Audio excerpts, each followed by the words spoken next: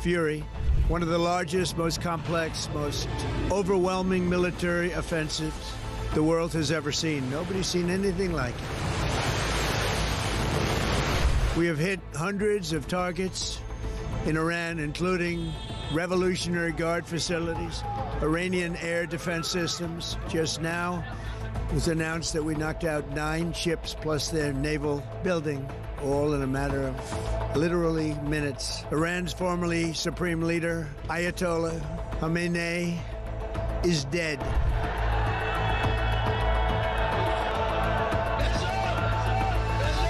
I spoke to you about the situation in the Gulf and explained that the United Kingdom was not involved in the strikes on Iran. That remains the case. The basis of our decision is the collective self-defense of long-standing friends and allies and protecting British lives. That is in accordance with international law, and we are publishing a summary of our legal advice. We are not joining these strikes, but we will continue with our defensive actions in the region. Mr Farage, would a reform government have allowed US forces to use UK air bases for offensive operations in Iran? Yes is the answer to your question. I would have said to the Americans, please do use our bases.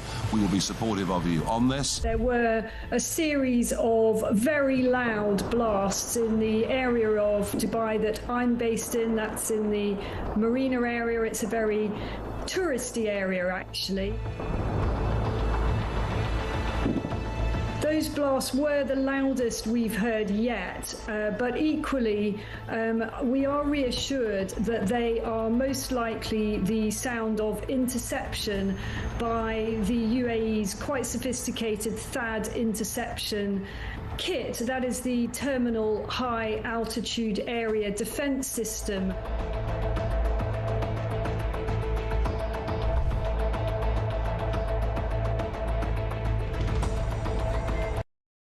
Across the UK, on DAB+, on YouTube, on your mobile, and on your side. This is Talk.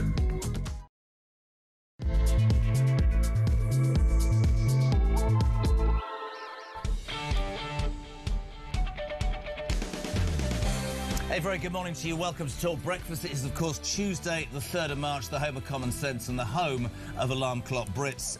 The continuing story, of course, the situation in Iran. Whatever your views, whatever your thoughts, we want you involved in the show as ever this morning. 0344 499 1000. Damien is here. Christian is here. Big M is here. Nahar is here. The gang are here. They want your call. You can send a voice note. You can make a live call. It's not a problem. 0344 499 1000. And you text to 722. What are you waking up to? Every single newspaper naturally covered a story and covering a story that is dominating. Trump overnight, in an exclusive with the Daily Telegraph, says, I'm very disappointed in Starmer over his position on Iran. And the Pentagon blasts the Prime Minister as a hand-wringing and pearl-clutching to... Anyway, meanwhile, Cami Badenoch, not Badenoch, she doesn't like, there's no bad in her name, says Starmer is scared of his own voters. I'd love your opinions. Did he step back from being with our #1 ally for fear of upsetting certain voters? So much of what Starmer does is totally motivated by focus groups. Was it that? Do you believe he made the right decision? Do you believe he made the wrong decision? Should we have been front and centre? The fallout from this whole situation, of course, is also being felt not only in terms of strategic military fallback, but also in this country today. Chancellor of the Exchequer, Rachel from Accounts, facing calls to axe the 5p fuel duty hike because of spring statements today. That was supposed to be a hike. Everybody was up in arms. But if you go out and about, and we'd love to hear from you, my wife rang me last night, queues at petrol stations the length and breadth of this country, fears of massive prices rising, linked to, of course, that war. Some forecourts already reporting they are running dry. And, of course, you mentioned that and everybody gets there and all that. What's your situation and thoughts on the petrol? Have you filled up because you think it makes sense? Are you worried about that? There's a couple of stories doing the rounds that just, honestly... MPs demand there should be a ban on marches linked to the Iranian regime in London. Couldn't agree more. We heard overnight as well that the University College of London's Islamic Society mourned the death of the Ayatollah. The group hit back at criticism comparing Khomeini to the Pope alongside a number of videos basically eulogising him. A man who raped, murdered, killed and sponsored terrorism across the world. The University College of London's Islamic Society deserve a mention this morning, or don't they? And also, I was saying earlier to somebody in the office, my kids, they've never experienced before, and they're saying, what's happening? What's the reality of what's going on in the world? We learned yesterday that sleeper cells probably already are in Britain. Former head of the Armed Forces, Lord Dannatt, told us that. This morning, I wanted to go still further. We're going to speak to the former head of MI6, Sir Richard Dearlove, to find out the reality. What is the threat? If you mention it, people say, don't talk about it. If you don't, they wonder what it is. Let's just be real and put it out there. What is the truth? 0344 499 1000. That is the story that is dominating. But my God, is there another story as well overnight? My Lord. I'm going to show you the Clintons throughout this show like you have never seen them before. Both of them, of course, called to the Epstein deposition over the weekend. Hillary literally throws her toys out of a pram. Not interested in it at all. You can all shove it where the sun don't shine. And Bill, whose voice was slightly croaky, getting in knots, being quizzed about flight attendants in tank tops and jeans. It's extraordinary footage we will show you. We're going to start this morning with an MP, I'll tell you in a minute, but they're getting a pay rise to £110,000 a year. Do you think they deserve it? 0344 499 1000. I walked in this morning. I could see Christian in the distance, executive producer, and I walked past the Chris Evans breakfast show, which is extraordinary on Virgin from 6:30. That man this morning is interviewing Kurt Russell. I've got Matt Vickers. I mean, what in the name of sweet jet? What happened to my life? What happened to my Kurt? Even Christian went, I think I'm going to get a picture this morning. What, with Matt Vickers? He went, that's ridiculous, Kurt Russell. How's my... yeah, well, you know, do you know what I mean? Maybe if you were Kurt Russell, you could have actually got a girlfriend, do you know what I'm saying? Matt Vickers, Deputy Leader of the Conservative. No, Deputy Chairman. Deputy Chairman, yeah. Is that more important than... Is there a Deputy? Well, maybe next week, who knows? Yeah. Who knows? How are you, my friend? All good, yeah. Firing all cylinders. I just want to start with front page of the Mail, front page of most pages. I'd like to get your view as a Tory. US lambasts hand-wringing, pearl-clutching Starmer as Kemi says he's scared of his own voters. Thoughts on this whole crisis situation, Well, I mean, you've got to think, what is the hesitation? We've never seen this sort of thing going on with the US before, where we aren't in lockstep with them, where we aren't ready to support them. Even the hesitation about using our own bases. At the weekend, he waited, he held back. People will argue that part of the problem is the fact that his electorate and the blocks of people that vote for him have very different views on some of these issues. They aren't necessarily the support of our national interests, but they're more concerned about some of the things going on in the Middle East. You're talking about the Muslim vote? We saw what went on in Gorton and Denton. You're talking about the Muslim vote? Well, we saw what went on in Gorton and Denton.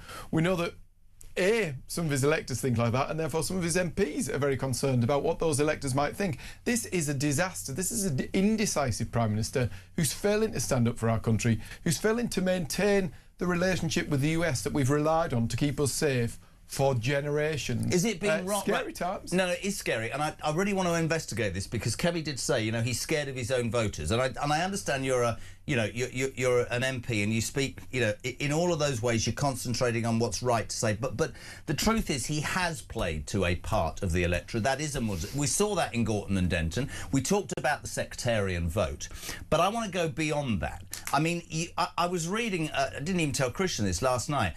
At the weekend, he was asked by Trump and he went no. But he didn't say no until that odious human being, Lord Hermer, the Attorney General, his old human rights colleague, had literally come up with this. And I'd love to know, peeps, what you think about this morning. Get those voice notes in.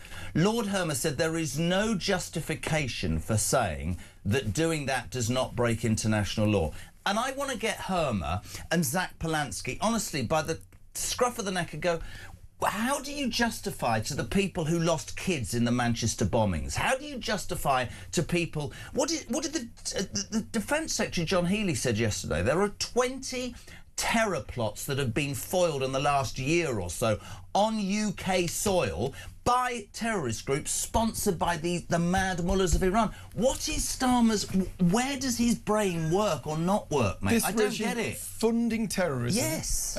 ultimately a ridiculous threat to us, repressing its own people. It's willing to kill tens of thousands of its own people for standing up to it. These are people you can't allow. What do you say to the people who say it's not our business, we can't afford it, we shouldn't be involved? It's our business the minute those people get their hands on any sort of nuclear weapon. It's our business now. Of course it's our business. We look at them funding terrorists that are attacking us, that are a threat to us, that we're having to watch over our shoulder all the time. You see, I listen to you. It's a threat. You see, to I us. listen to you, and I absolutely buy it. I watch some of the output yesterday, but it's got 6:10 in the morning, right? Alarm clock Brits. This is our Prime Minister yesterday saying, well, I disagree with Trump. Here you go, Sir Keir Starmer. Great. President Trump has expressed his disagreement with our decision not to get involved in the initial strikes. But it is my duty to judge what is in Britain's national interest. That is what I've done, and I stand by it. Britain's national interest. You explain. You're an MP. You were in the House. Utterly ridiculous. Utterly ridiculous. I mean, Britain's national interest is about protecting ourselves, not having a lot of MPs who are scared to death of their own electors and what they're going to think about it. People who are thinking more about what goes on in the Middle East than what we need to do to protect ourselves. It's actually terrifying. We know he's incompetent. We know he's doing a terrible job of running our economy. We know it's costing people their jobs. But now he's putting our national security at threat, failing to act, failing to maintain that relationship with the US. It's a car crash. It's a disaster. And for all the reasons there is to remove him, this is probably the biggest one. Really? The defence of our own people, our own country. I'm not doing this because I'm trying to do it as balanced as I can this morning, because I would be further than you on this. But what do you say to the people who say we shouldn't be in lockstep with the United States? Why should we dance to their tune? But the truth is, can I just add a caveat? Every time we've ever been in trouble, we click our fingers and they're there for us. So I'd love to see if it was the boot was on the other foot because of his action, Starmer. When the poop hits the fan, nice. They're the people we call. They're the people we've always called. We need that relationship. Yep. It is the one thing that gives us an anchor, whether it's on trade, whatever it might be. We've always been able to rely on them, and they should be able to rely on us. Beyond that, we go alone in the world, and we take all the risks and the challenges that come at us, particularly when we're failing to invest in defence. Every day we open the newspapers, we hear another story. You're in a slightly dangerous position on that, though, aren't you, from the Tory party? It was only during the general election that Rishi Sunak, with respect, 2 weeks out, I was there, said, we're going to raise GDP on defence. I'm not just blaming the Tory. And I will go back to Cameron, Osborne, May. The cutting of our defence has been a disgrace for years. Well, we didn't cut it, actually. It was record levels of investment. But the reality is, I know the Cold War, for decades, everybody has been saying, oh, we're living in a much more dangerous world.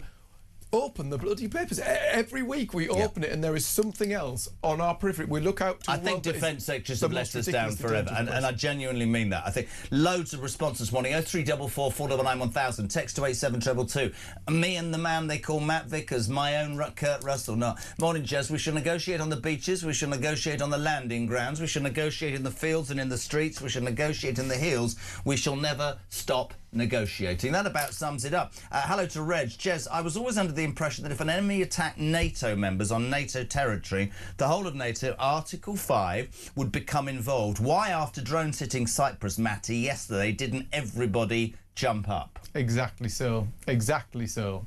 It's a black and white case. We've got to get on with it. These people pose a threat to us. We're now seeing them fire off missiles left, right and centre. Of course we need to get on with it. Of course we need to get on with it. Cindy, good morning. Good morning, Jeremy. This is Cindy in Michigan, United States. I think Starmer should have been backing Trump, and shame on Starmer. I think he's scared of the Muslim vote. Thanks. Have a good show. Thank you very much indeed. Hello to Bill in Rumsby, JK, Matty. After the last 3 or 4 days listening, watching Starmer's behaviour, all his decisions and then the videos of Reeves, I've come to the conclusion I genuinely believe they are governed by the Muslim vote. Kate Heiter, loads of responses this morning. Jez, Matty, a thought no one is talking about. If there is regime change, what happens to the supporters of the Ayatollah? Where will they go? I think we might hazard a guess. It's an interesting one. The other criticism, and I want to put both sides because it's really important, is the people who go, well, it's all well and good to wade in with respect. You've done it before in Afghanistan and Vietnam and everywhere, and then you disappear and you leave a mess. But you can only do so. The Iranian people have to be on board with this. And if you look at some of the demonstrations, millions of people taking the streets, they're very supportive of what's happened. Millions of people taking the streets when they faced that threat as well. Those millions of people, when they got on the streets, knew they were taking their lives in their hands, and they were still willing to stand up and do it. And you know what? All strength to them. Jez, Matt, I think Starmer is more scared of upsetting his mates in China, just saying, says Jeanette in Essex. This is quite a scary test. Matt Vickers, you look amazing today. Who needs Kurt Russell? Chris Evans might have Kurt Russell, but I'm very happy to have Matt Vickers. And do you know the name of the person that sent that? Liam. Brilliant. Mark, I'm loving life. Mark, Jez, sadly our UK forces have been run into the ground, but we should be providing whatever support we can. For too long, this threat from Iran under different guises has hung over the whole of the world, us and others. Let's hope the US and Israel get this done. Sod international law, says Mark in Croydon. Starmer hesitated to even allow them to use our bases until missiles started hitting Cyprus. The reality is international law was meant to protect us. It's only protecting the bad guys now. The only people it is helping is the bad guys. And they only ever dole it out when they... You're completely right, but I'll tell you something I can categorically tell everybody. There is not a cat in hell's chance when all is said and done that the Chagos Island deal will be approved by President Trump now. That is dead in the water. Completely. We shouldn't have to wait for Trump to stand up to Starmer in order for us to protect our own national interests and stop doling out money and making ridiculous decisions. Bill in Cheshire saying no to Trump in Starmer's deluded head. He's just had his Love Actually moment where the PM stands up to the US bully. Sadly, the reality is different. Starmer has just trashed 85 years of a successful friendship. The US, especially its military, will never trust us again. Christina, I am so ashamed of our government. I just hope the Americans know the majority of us don't support Starmer and his dangerous cohorts. Jez, morning. Our armed forces are so depleted and weak at this moment. Everyone thought this, now everyone knows it. We should be standing shoulder to shoulder with our American allies at every step of the way. This will come back to bite us tenfold. Starmer is the weakest man I've ever known. This is unbelievable response. Sean in Gloucester. We are now actually seeing how Keith Starling is putting us in very real danger, which is what you said, Matty, in the effects of upsetting and lying to our allies. British territory gets bombed in Cyprus, and still he doesn't do anything apart from trying to appease his Muslim vote via focus groups. You can't disagree with that, can you? Not in a million years. It is utterly insane. We put a man in number 10, responsible for looking after our interests, responsible for making sure we as a country kept safe, and he doesn't have the spine to do it. Robert in Chiswick, I hope you read this before the 9 p.m. watershed finishes. Why is Starmer such an arse? What is he saying? Britain has to wait for a Pearl Harbor or a 9/11 incident to happen to just have cause to go to war? Do we, the public, have to be slaughtered before this idiot gets a backbone? And I think a lot of people, I mean, I heard stuff yesterday and they're all going, oh, you know, it's really dangerous, Zach Polanski, go and have a wash. You know, it's dangerous. All these people... Go and speak, as I've said already this morning, to victims of terrorism in this country. Go and speak. Go to Starmer. What was it Zach Polanski said yesterday? The United States is a rogue state. I hate to say the wrong thing because I'm British through and through. I'm sorry to... The reality is we wouldn't be where we are without our American allies. We wouldn't, and we would... But that doesn't mean we have to kowtow. But I've always... Do you know there's one vision, one image that still gets me about when Starmer had just been made Prime Minister and he met... I think it was Mar-a-Lago, and he met Trump. I bet you know what I'm talking about. And they walked out to face the cameras, and Trump had, I think, one of his tariff things, and some paper fell. And Starmer dropped to his knees and picked the paper up for him, like some sort of whipping boy. And I just think that Trump has got him by the absolute short and curlies. It's frightening. I really do. Oh, yeah, we got it on screen. Look, watch this. Here you go. It's a lovely day here.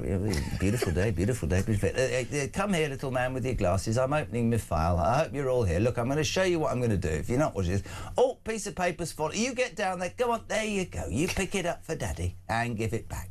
Keep smiling. I don't know. Maybe I'm wrong. That's Britain's representative to the world. I mean, the least inspiring man you've ever met. But actually, the biggest threat to our national security now is probably... Starmer and Hermer and their interpretation of international law to do anything possible to harm our own interests. We've seen it with the veterans, you know. Don't. It is stunning that these people running our country appear to do everything they possibly can to undermine... You've done it now, haven't you? 6:20. There's a lot that winds me up. the lack of an inquiry into the rape gangs is beyond comprehension to me. His response to this. But honestly, I'm going to say thank you very much indeed for donning your uniform and putting yourself in mortal danger all those years ago in Northern Ireland. But what we're going to do, he is an arse. You see, you've wound me up at 6:20. You sit in your house on a poxy little pension worrying about whether you can pay your bills and eat. But you fought for your country. But just wait, because there's going to be a knock on the door in a minute and you're going to be prosecuted for something you were told to do 30 years ago. And just to make you feel better this morning, the IRA are going to get immunity. That, sorry, sums up Keir Starmer completely. It is disgusting. It's bad for your blood pressure, this, isn't it? It's not good at all. I think when you think of in the care home, waiting for the knock at the door, it's horrendous. What does it say to the next generation who we are now asking to join our armed forces? Nobody will want that to. the guys who went before them, Nobody will want their to. lives at risk, absolutely, have been let down by this country. Here's a good point from Mandy. Not that one. Good morning. How embarrassing for the King now when he has to visit the United States of America in April. Yeah. Now, he has, you know, Trump loves the royal family, but I mean, it's absolutely... yeah, we'll do that in a minute. Steve wants to talk about MP's pay. 6:20, everything to do with Iran. Listen, Trump... very disappointed as the US lambasts the hand-wringing, pearl-clutching Starmer. Kemi Badenoch says he's scared of his own voters. The front of the Sun newspaper. In action this day, PM won't back Iran. Rift grows with over US president. Whatever you think about it, we want to hear from you. 0344 499 1000. Loads to come. We're going to cross to America next. One of the Clintons and Bush's former advisors to the administration, Steve Gill, is next on Talk Breakfast. Back in 3.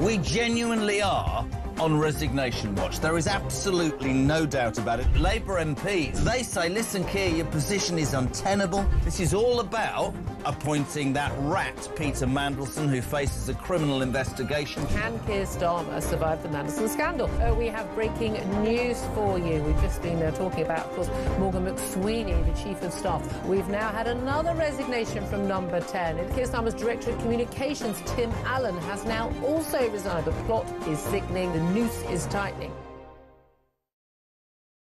Across the UK, on DAB+, on YouTube, on your mobile, and on your side. This is Talk.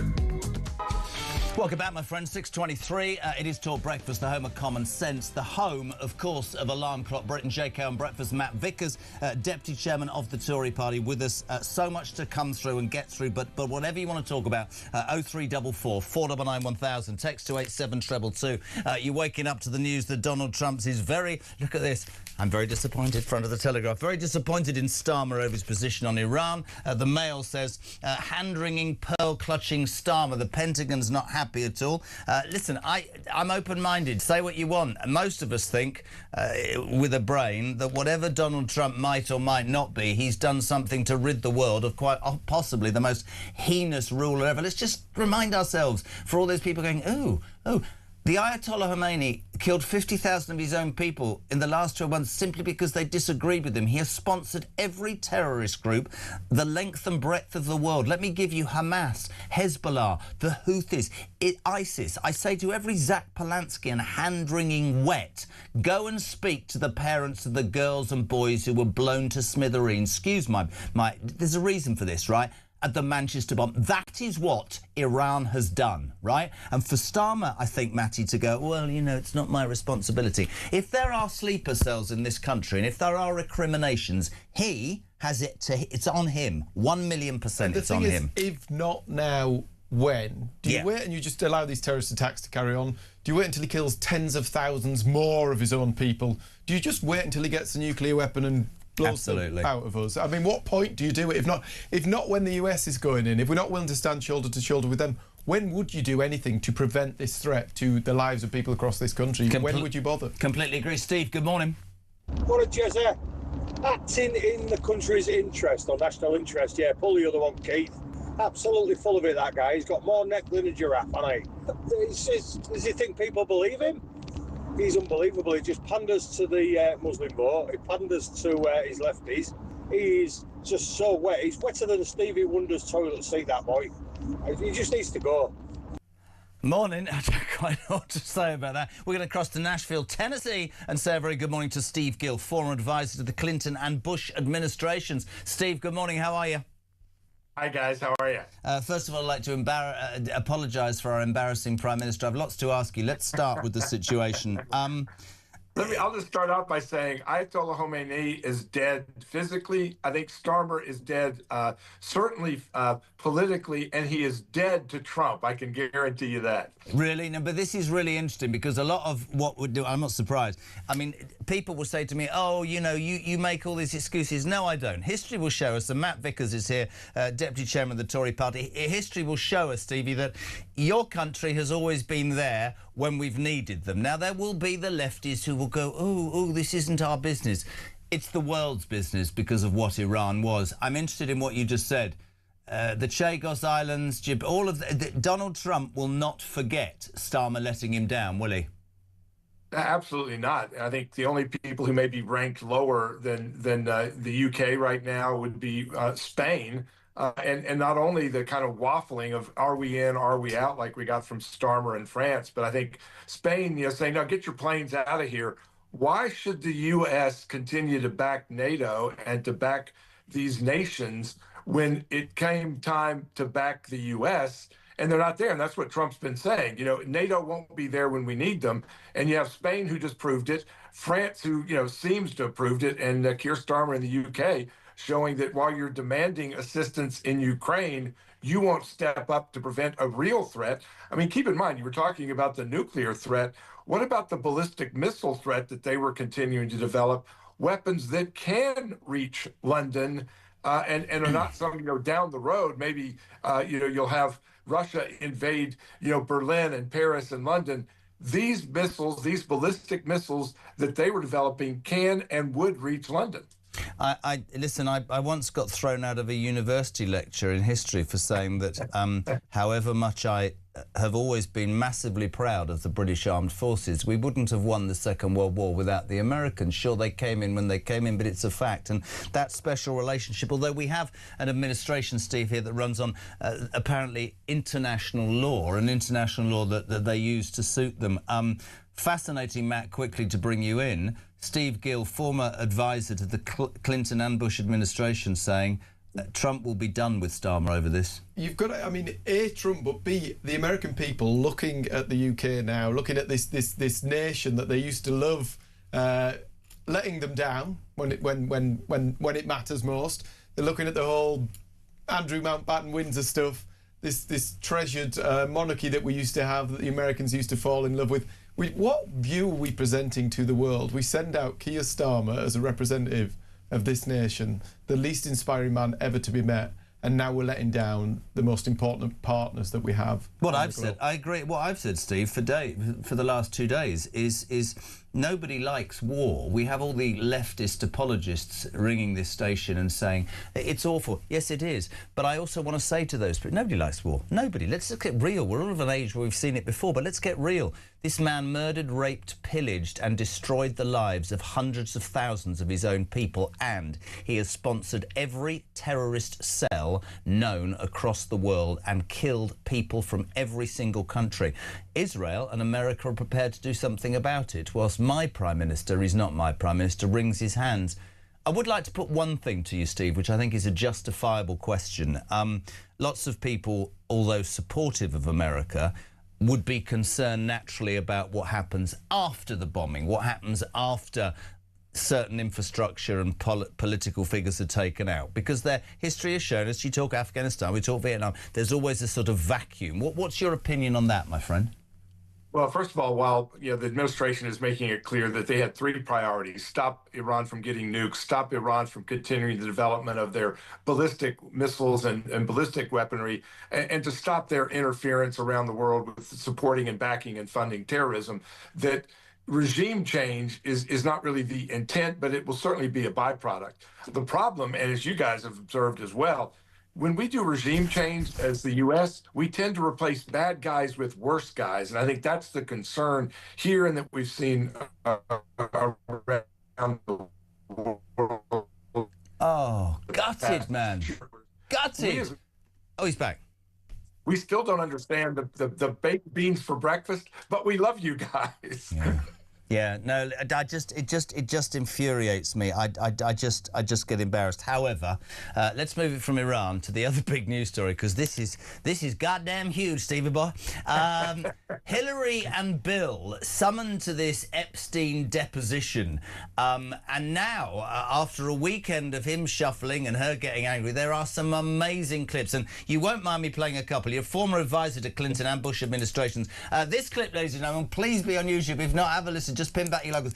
This is Hillary Clinton storming out of the deposition. Play it, please. Play it. Photos that are being released of the secretary as she is testifying from inside this room. Can you please advise me as to whether or not that's permissible and consistent with the rules, particularly given that we have asked for a public hearing? If there are photos that are being released of the secretary as she is testifying, can you please explain how that can I'm done with this. If you guys are doing that, I am done. You can hold me in contempt from now until the cows come home. This is just typical behavior. We will go off the record. Oh, for heaven's sake. So I would like to understand how that's permissible. Before the hearing was... It doesn't matter. We all are abiding by the same rules. I will take that down. Yeah, So well... I would like to take a break at this moment. Yeah, I'd like to have I'm done for now. Go off the record. Go off the Steve record. Gill, she ain't happy at all, is she? The only thing she didn't do is throw a lamp like she did at Bill Clinton's head at one point. By the way, I was in international trade. I worked for the U.S. Trade Representative. I was not one of their personal advisors by any stretch. But I got to tell you that she's upset by her picture being released, but wasn't upset by all the pictures, apparently, of Bill in a hot tub with underage girls, Bill on airplanes with underage girls. And then I don't know if you saw the clip of his deposition where he's looking at some of the photographs that they had in front of him, and he's kind of chuckling and nodding and smiling with fond remembrance of those days. Well, I'm going to play the clip of Bill Clinton in his deposition. This is about flight attendants. Have a watch, have a listen. What did happen, Mr. President? I don't know. I mean, I've already told you this. I'll tell again. I never saw anybody do anything wrong. I thought they were flight attendants. Do flight attendants typically wear tank tops and jeans? They don't all wear uniforms on private planes. Yes, sir. Most are dressed probably pretty business class. Shaking like a dog there, Steve. Is this story gripping America? The Clintons? I mean, Trump, there's also been named 5 million times. It's already destroyed, well, a part of our monarchy over here. I mean, this Epstein story just will not go away at all. Do you believe it will bring down certain big names in the US? I think that they're kind of getting own goals, because every time more of this stuff gets released, it hits another big dog Democrat donor, big dog Democrat, big, financier. And again, there was a reason they called it the Lolita Express, and I don't think it was because the flight attendants were dressing in come hither attire. Yeah, it is attracting attention, and the reference to Donald Trump's been mentioned 5 million times. What the Democrats did is they Googled the word Donald, and it popped up like 5 million times, not Donald Trump. And you had even Bill Clinton, in a rare moment of honesty, say, look, I don't know that Donald Trump ever had anything to do with this. All of the girls, every piece of evidence, exonerates him. And yet the Democrats keep pushing for more that keeps nailing them, their funders, their donors. And again, when we look across the pond, we thought Prince Andrew was the big deal, but man, it seems like it keeps reaching into this Starmer administration now as well. There's one more I've got to play you. Sorry, the one for the road. I'm going to call it Stevie Gill. This is Bill Clinton asked if he likes them young, ladies and gentlemen. Have a watch. Have a listen. Witnesses who testified in the Epstein cases that Epstein said, you quote, like them young. Why would Epstein say that about you? Are you asking his opinion? You're asking him to think about why Mr. Epstein would say something about him? Why would Epstein say that about the president? So she's asking you to try to be in Mr. Epstein's mind and guess at what Mr. Epstein would have thought about. Clinton likes them young, referring to girls. First of all, that's not true. What's not true? That I have any interest in underage. I didn't say underage. I said young. But it's still not true. Oh, Steve, not great, is it? Bashful Bill there. The best is that he brought back that Bill Clinton voice that we know so well. I did not have sex with that woman.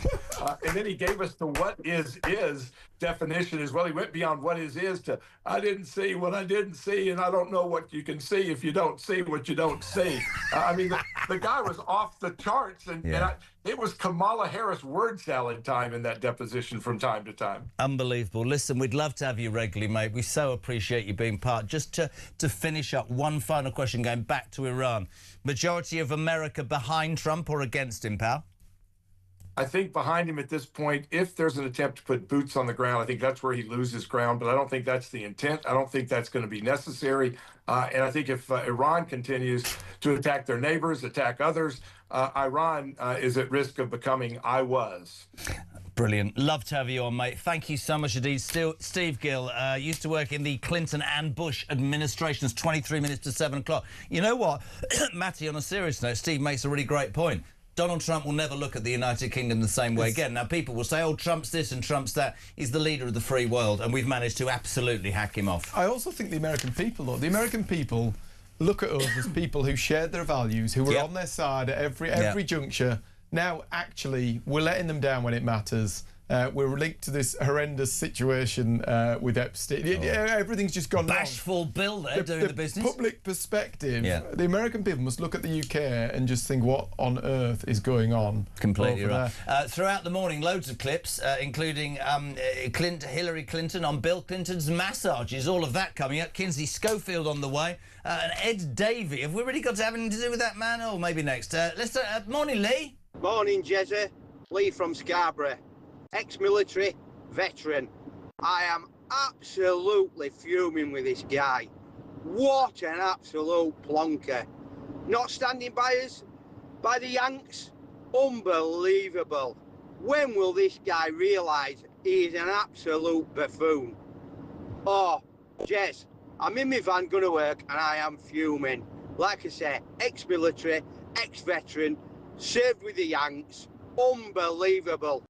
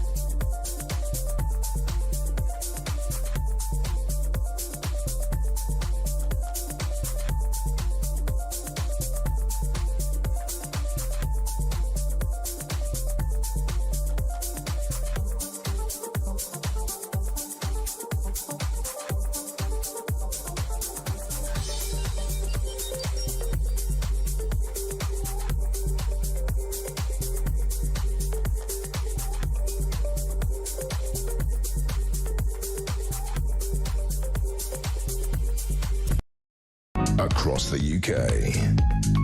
On DAB+, on YouTube, on your mobile, and on your side. This is Talk. Welcome back. What a busy, busy morning. You're waking up on Tuesday, the 3rd of March, to, of course, the fallout about the Iran situation. Trump says he's very disappointed in Starmer. The front of the Mail says the Pentagon lambasts the hand-wringing, pearl-clutching Starmer. Kemi Badenoch says he's scared of his own voters. People are up in arms saying they're always there for us. Why are we not there? Many people absolutely angry as hell. We've got so much to talk about. Matt Vickers is here. We talked about the Clintons and the deposition. We've got some great coverage this morning. Steve says, I never saw anybody do anything wrong. Is that the same man who said, I did not have sexual relations with that woman? Monica Lewinsky. Morning to Margaret in Yorkshire. Cheers, Matt. This government and its leader gets more embarrassing every day. I do hope we can retrieve our friendship with the US and that they know that we do not support the actions of the government. There's the fallout, isn't it? That's the fallout. What happens here? You know, I've spoken to Labour MPs and people, they go, it's not about Trump.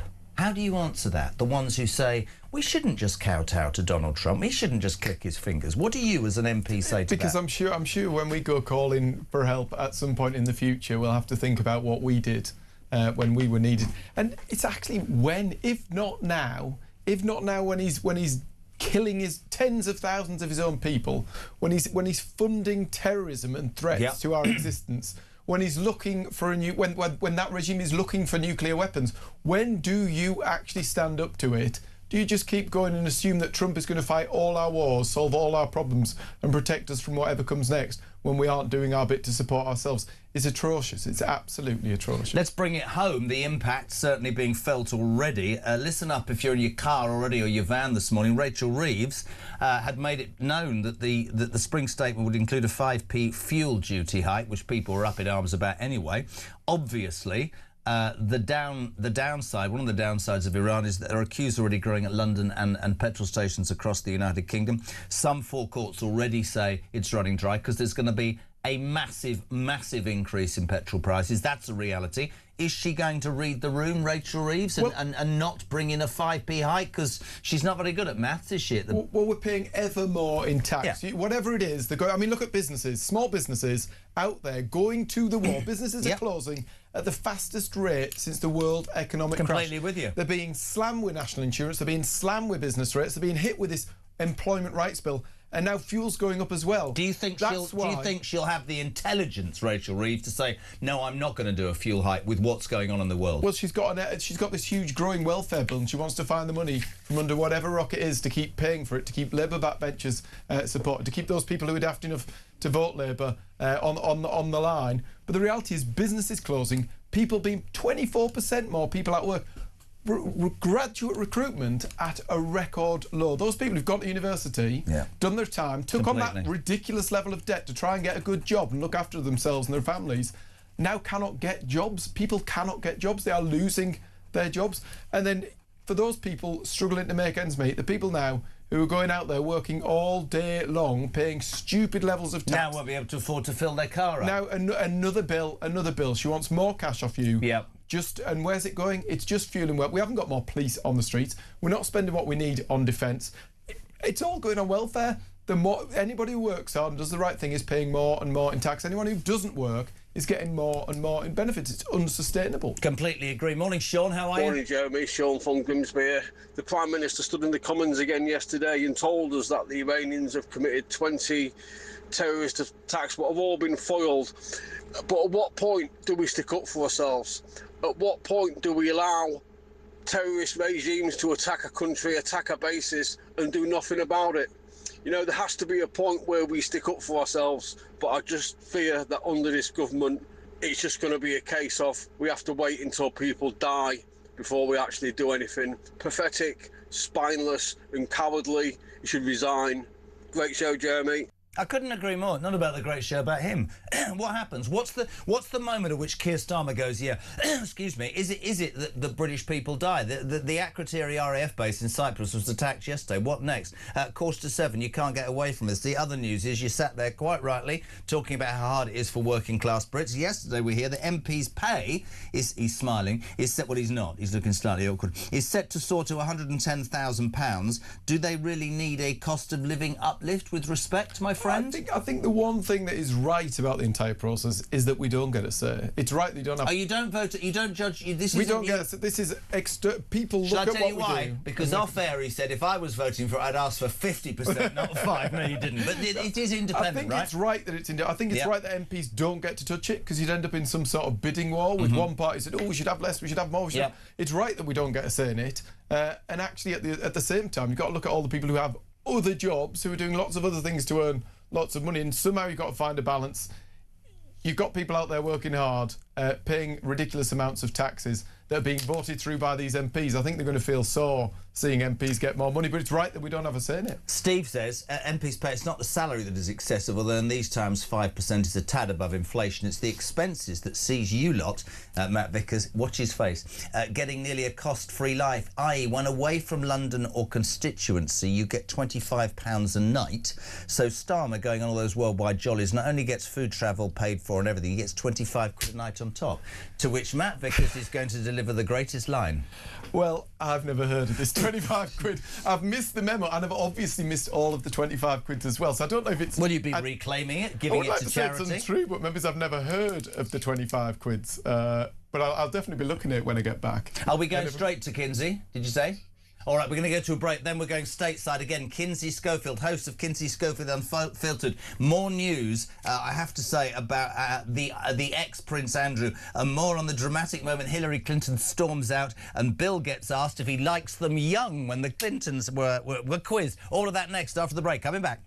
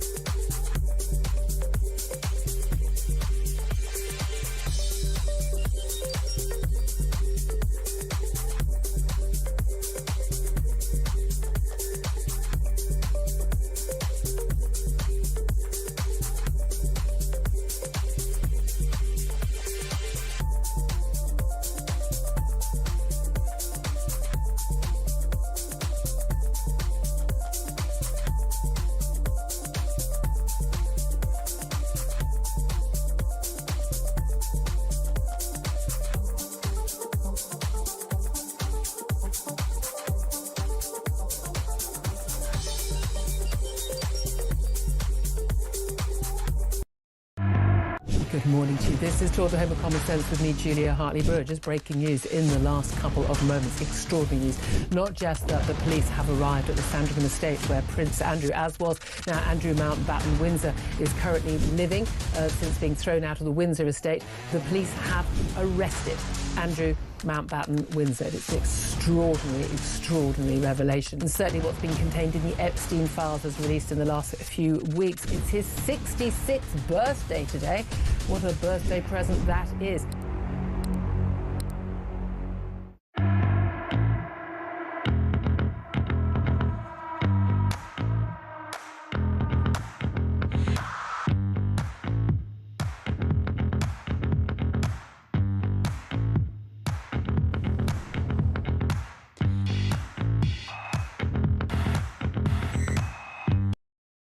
Across the UK, on DAB+, on YouTube, on your mobile, and on your side.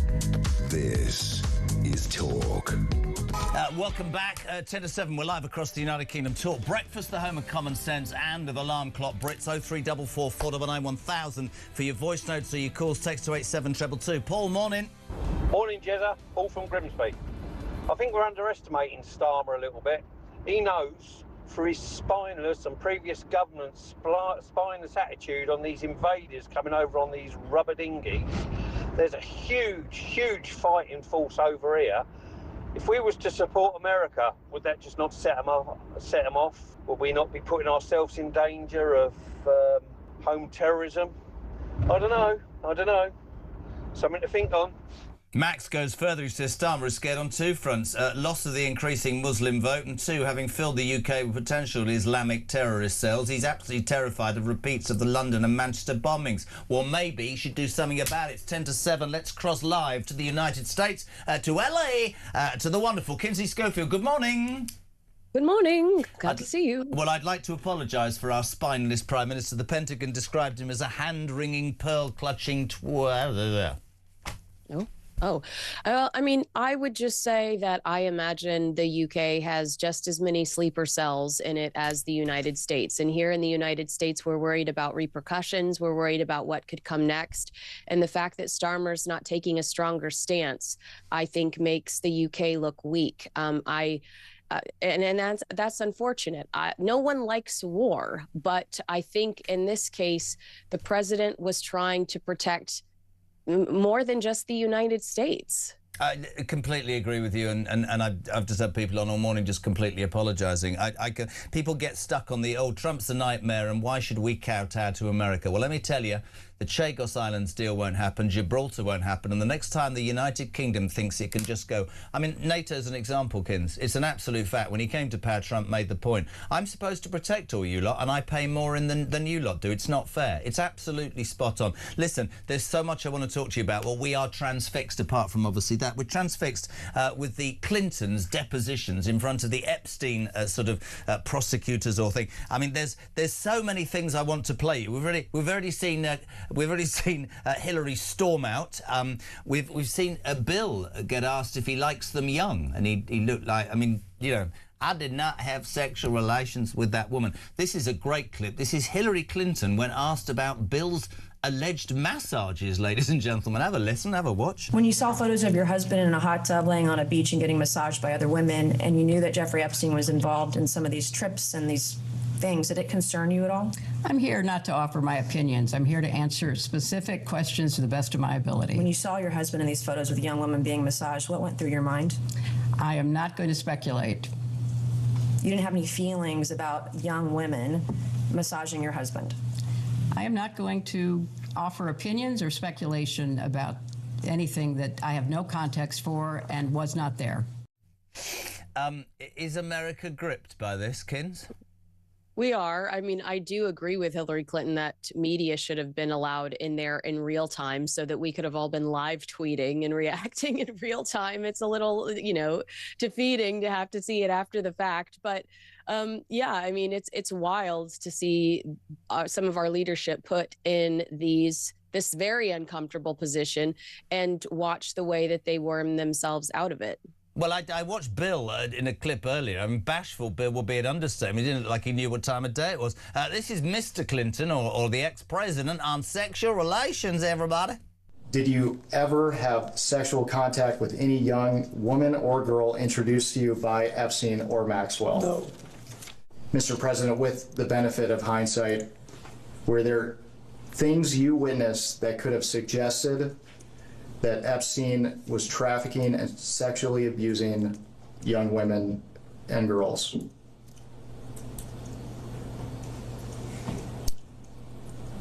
I do not believe so. I do not believe so is not as definitive, Kins, as no, is it? I mean, that's slightly worrying. That's quite the pause. Did you know that my great uncle was Larry Patterson, who was Bill and Hillary Clinton's security guard? He's one of the security guards that exposed Bill Clinton for his affairs when he was the governor of Arkansas. That's just a great answer. And of course, let's not forget let's not forget the greatest line ever. I did not have sexual relations with that woman, Monica Lewinsky, the famous smoking of the cigar. She looks... I'm not... This is probably going to go down like a lead balloon. I don't have to like Hillary Clinton, but you can tell she's telling the truth. Sorry, I mean, she's infuriated that she's having to sit there because of her husband. He looks as dodgy as hell. He looks as dodgy as the ex-Prince Andrew did in that Newsnight interview, doesn't he? Yeah, and there's something strange about the fact that Trump and Clinton, who like notoriously hate each other, are now defending each other publicly. It's all just very concerning in general. But I did feel some sympathy for Hillary. Why is she there? She wasn't on the planes. She wasn't around. I did think that it was a political move, and it wasn't. And I also am angry that they were secretly taking pictures of her. And I was not with her, is basically what I'm trying to say. But fair is fair.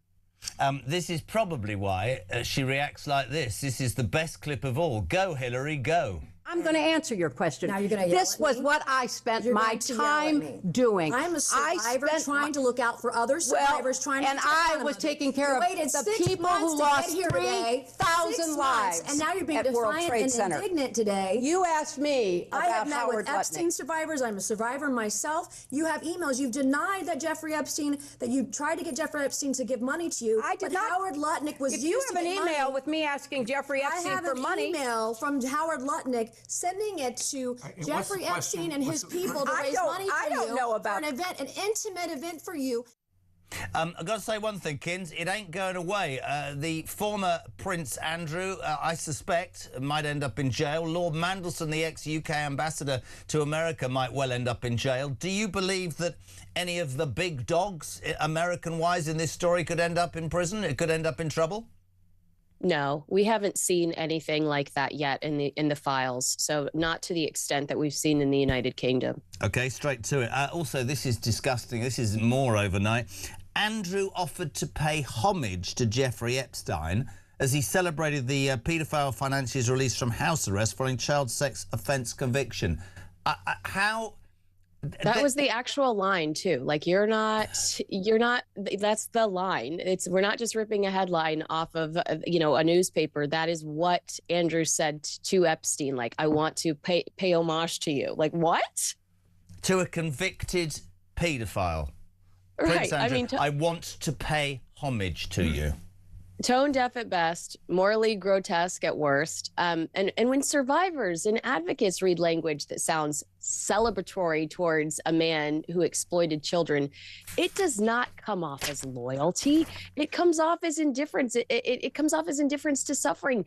The broader takeaway from these messages is not just poor judgment. It's a pattern of catastrophic judgment that continues to stain his legacy and, frankly, the institution that once protected him. I couldn't agree more. And the Epstein story, whether it's the Clintons, whether it's the ex-Duke of York, whether it's Mandelson, I believe that this is not going to go away. I think this goes as high as it possibly can. And fascinating, frightening and whatever. I'll end with an apology about United Kingdom as I started, but we love having you on and thank you so much indeed. God bless you. Kinsey Schofield live from LA. Matt Vickers, a couple of minutes. So, Trump very disappointed in Starmer. Pete Hesketh saying that he's a pearl-clutching, hand-wringing And your boss, Kemi Badenoch, says that Starmer is scared of his own voters. You'd sum that up, wouldn't you? That's exactly where we're at. This is a guy who daren't act in the national interest because he's terrified of the fact that his own electors are not attuned to that national interest. They're thinking about something very, very different, about what's going on in the Middle East and their loyalties there over. It's ridiculous. We saw sectarian voting in the Gorton and Denton by-election. Do you think that's something, we've only got a minute, that's going to happen more and more in this country?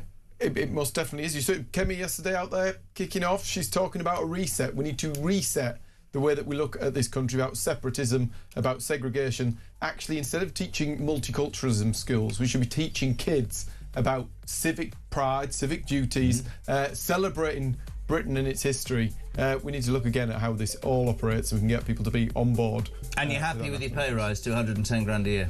Well, we'll make ends meet with it, yeah. He's a good man. We love having on Deputy Chairman of the Tory Party, Matt Vickers, on the paper review this morning. Matty, thank you so much indeed. He is off to apply to be on the next Traitors, aren't you? That's a joke. Yeah, we're here live across the United Kingdom. Coming next, Isabel Oakeshott talks international editor live from Dubai. Harry Cole live from Washington, D.C. 0344 499 1000. This, my friends, is the home of common sense. It's where you come to have your say. And we're back with the news next.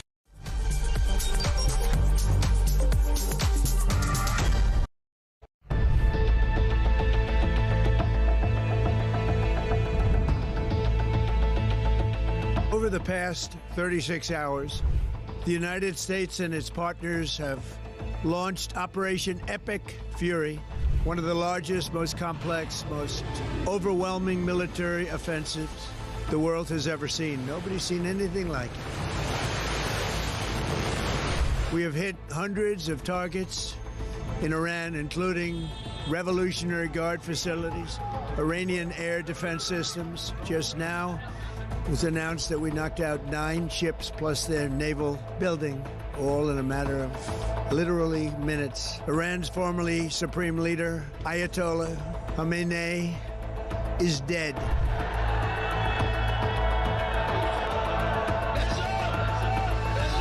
I spoke to you about the situation in the Gulf and explained that the United Kingdom was not involved in the strikes on Iran. That remains the case. The basis of our decision is the collective self-defence of long-standing friends and allies and protecting British lives. That is in accordance with international law, and we are publishing a summary of our legal advice. We are not joining these strikes, but we will continue with our defensive actions in the region. Mr Farage, would a reform government have allowed US forces to use UK air bases for offensive operations in Iran? Yes is the answer to your question. I would have said to the Americans, please do use our bases. We will be supportive of you on this. There were a series of very loud blasts in the area of Dubai that I'm based in. That's in the marina area. It's a very touristy area, actually.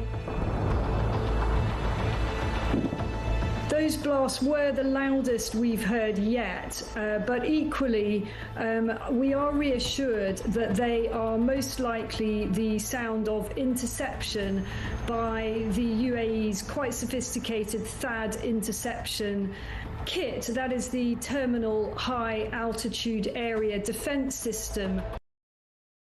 Across the UK, on DAB+, on YouTube, on your mobile, and on your side. This is Talk.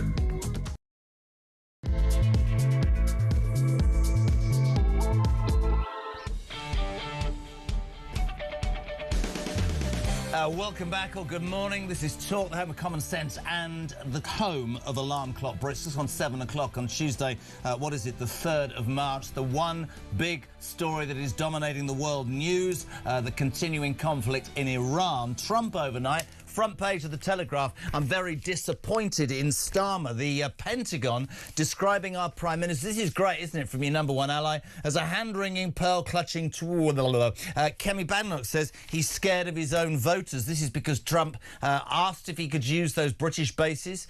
He was told no. Lord Hermer checked out the illegalities in international law, and then late Sunday said, well, you can, but for defensive reasons. Let me put it this way. You might be waking up thinking, oh, you know, Trump is this and Trump is that. Look at what that regime did in sponsoring terrorism the length and breadth of the world. All the bombing, 20 terror plots in this country in the last 12 months, admitted by the Defence Secretary, and yet our Prime Minister stands there going, oh, international law, we'd better not do anything. And for all the people who go, oh, we shouldn't jump to America when they call the tune, well, you wait, because the next time NATO wants more money, or Europe wants support, or England wants the United States by its shoulder, I suspect Donald Trump will say, do one. Your thoughts on that? 0344 499 1000. At home, the impact of that is being felt already. Petrol prices set to shoot up. Forecourt's already running dry. Rachel Reeves this morning in her spring statement was supposed to include a 5p fuel duty rise. Is she going to do that, or is Rachel from accounts going to wake up and work out that that's going to screw the British people even more? 0344 499 1000. Text to 87222. Morning, Stevie. Morning, Jezza. It's Steve from Essex here. I just want to understand, is it true that they've got a candlelit vigil for the Ayatollah tomorrow in Manchester? Like, to me, that just sounds like, wow. How are we allowing something like that? Although, then again, we're the only country that hasn't designated the IRGC as a terrorist organisation. Is that right? No, we haven't actually. The Iranian Revolutionary Guard has not been described as a terrorist organisation in the United Kingdom, but it has everywhere else in the world. We haven't thrown any diplomats out of any agencies. We haven't instigated any sanctions. We're doing that whole, well, under Starmer, you know, let's sit down and have a chat. Yeah, of course, that really works. This man murdered 50,000 of his own people. This man sponsored Hamas, Hezbollah, the Houthis, ISIS, and I said it yesterday and I will say it again, and I make no apology. All you apologists, right, go and talk to the parents of the kids who were blown, I'm being graphic, to bits in the Manchester Arena bombing. Remember that, OK? Remember that, because that is the reality. There, we were told yesterday by Lord Donat, weren't we? Former head of the armed forces, that there are sleeper cells already in the United Kingdom. Later on today, Sir Richard Dearlove, ex-leader, of course, of the security service, is going to tell us about the reality. So if you're Starmer, you're thinking, right, I've been asked to do that. I'm sort of against war. I might upset a portion of my vote, the Muslim vote the Greens have taken, so I've got to be very careful there. Oh, God, what if I don't do anything and then a sleeper cell creates a terrorist attack in the United Kingdom? Then it's going to be on me. You wanted the job, you out-of-depth idiot. 0344 499 1000. Let's cross to the United States of America. We'll go to Washington, D.C. The Sun's editor-at-large, or large editor, a good friend of mine, Harry Cole. Good morning. Good morning, Jeremy. Well, a very, very good morning from Washington DC. It's 2 a.m. here. Is it? Well, can I just ask you, well, you've got to put the hours in. Come on, Cole. You spend less time in the bar and in the restaurant. I just had Kinsey on. I had Steve Gill on. Both were saying that the United Kingdom will not be seen in the same light by Donald Trump after this. Well, Jeremy, I can exclusively reveal I have just interviewed President Trump himself. Speaking from the White House on the telephone a few hours ago, he has launched an astonishing blast on Keir Starmer. He has suggested that perhaps he's pandering to Muslim voters in his reticence to join the American war in Iran, blocking those bases, as we were just discussing the other day. He has said that, you know, Keir Starmer has to stop letting in people who hate Britain into our country. It is a fairly grim assessment from the president about the state of the special relationship. It's safe to say he is raging. He heaped praise on France, on Germany, on NATO, and said Keir's doing things a bit different. He said he never expected to see this from the United Kingdom. He is not a happy president. And that's an exclusive. That's online with The Sun right now. Go to thesun.co.uk. You can read it. It'll be right up there in lights on our website. President Trump speaks to The Sun, speaks to the people of Britain. He says, I love the people of the UK. The people of the UK will be as disappointed as I am in the situation that we find ourselves in. But he basically says that special relationship that's been the cornerstone of Britain's diplomacy for many, many, many, many decades is in one of its toughest spots for a long time. He points to the Chagos Isles deal. He says, why is he doing this? It's woke island. It's unnecessary. He just doesn't understand why Britain would do that, why Britain would turn its back on one of its closest ally at its time of need.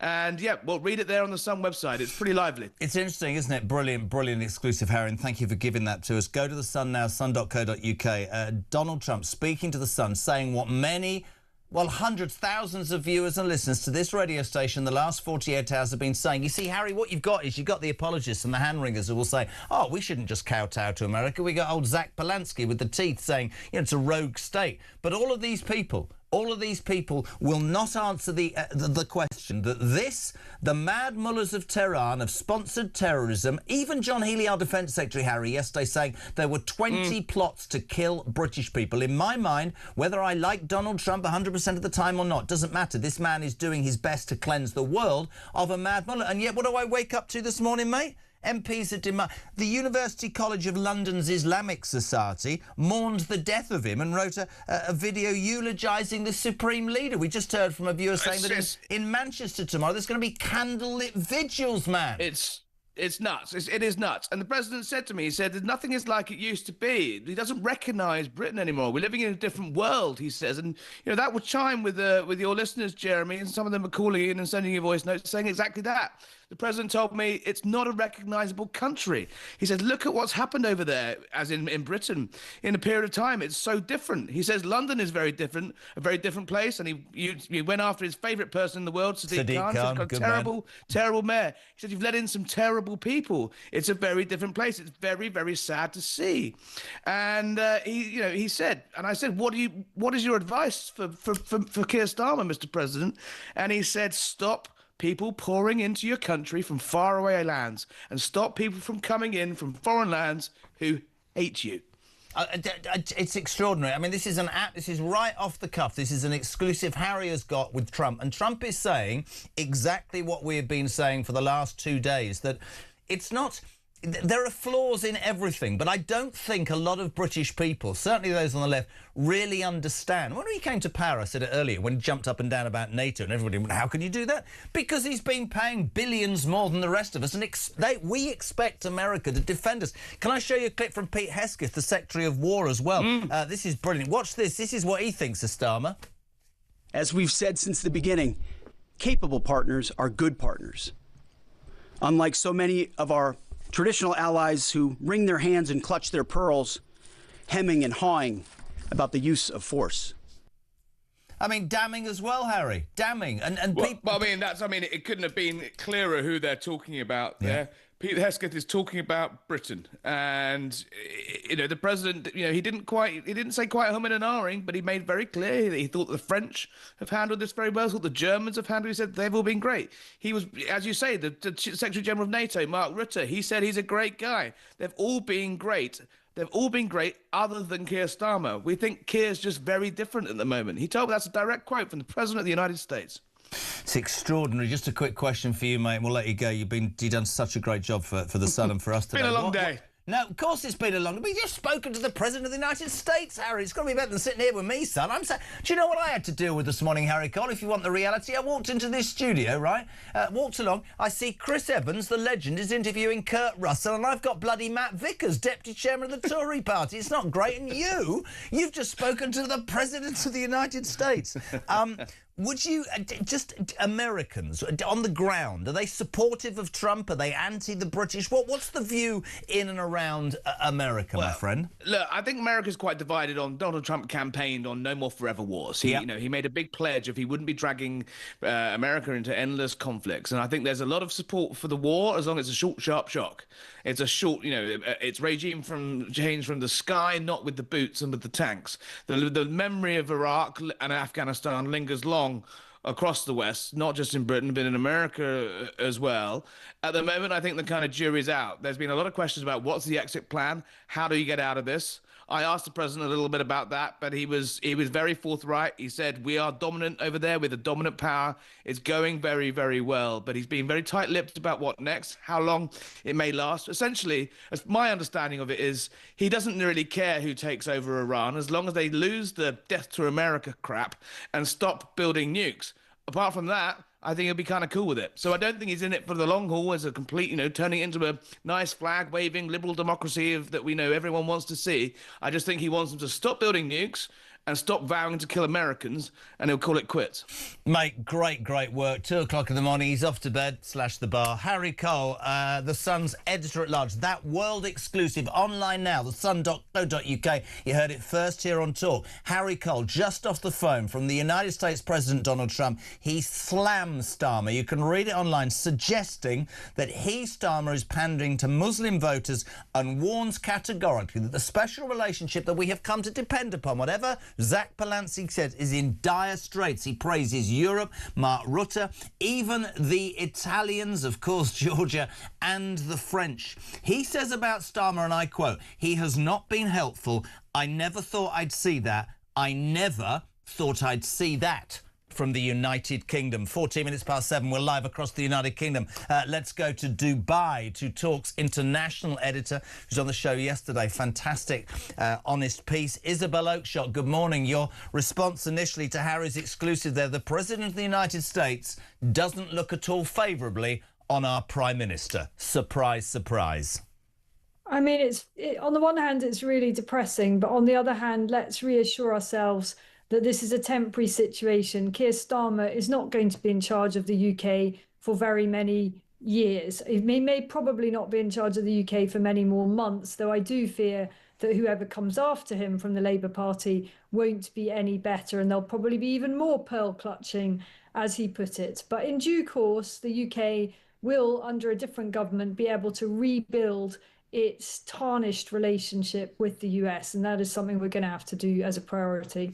To you, I was so happy that you came on yesterday. I asked you from a personal point of view how it's been. We've seen much more in the news cycles about attacks on Dubai and other cities and towns in the Middle East. What's the last 24 hours been like, Isabel? I mean, very turbulent, honestly. You know, so much going through one's mind. You know, how long is this going to go on for? If it is, you know, the president has indicated a 4 to 5 week campaign. What does that mean for living in Dubai during that period? Is it responsible, right and responsible to stay in the heart of Dubai with my children? And equally, you know, the feeling that we are well protected. The leadership, the UAE leadership has been magnificent. They say that it is absolutely a case of fake news, that questions being raised over how long we can last in the UAE in terms of intercept supply. They are very clear that the UAE has plenty of intercept capability to keep batting off those Iranian missiles. But it's very uncertain. You know, the children all across Dubai were told online schooling for a couple of days. I imagine that might well go on for a couple of weeks. I don't know.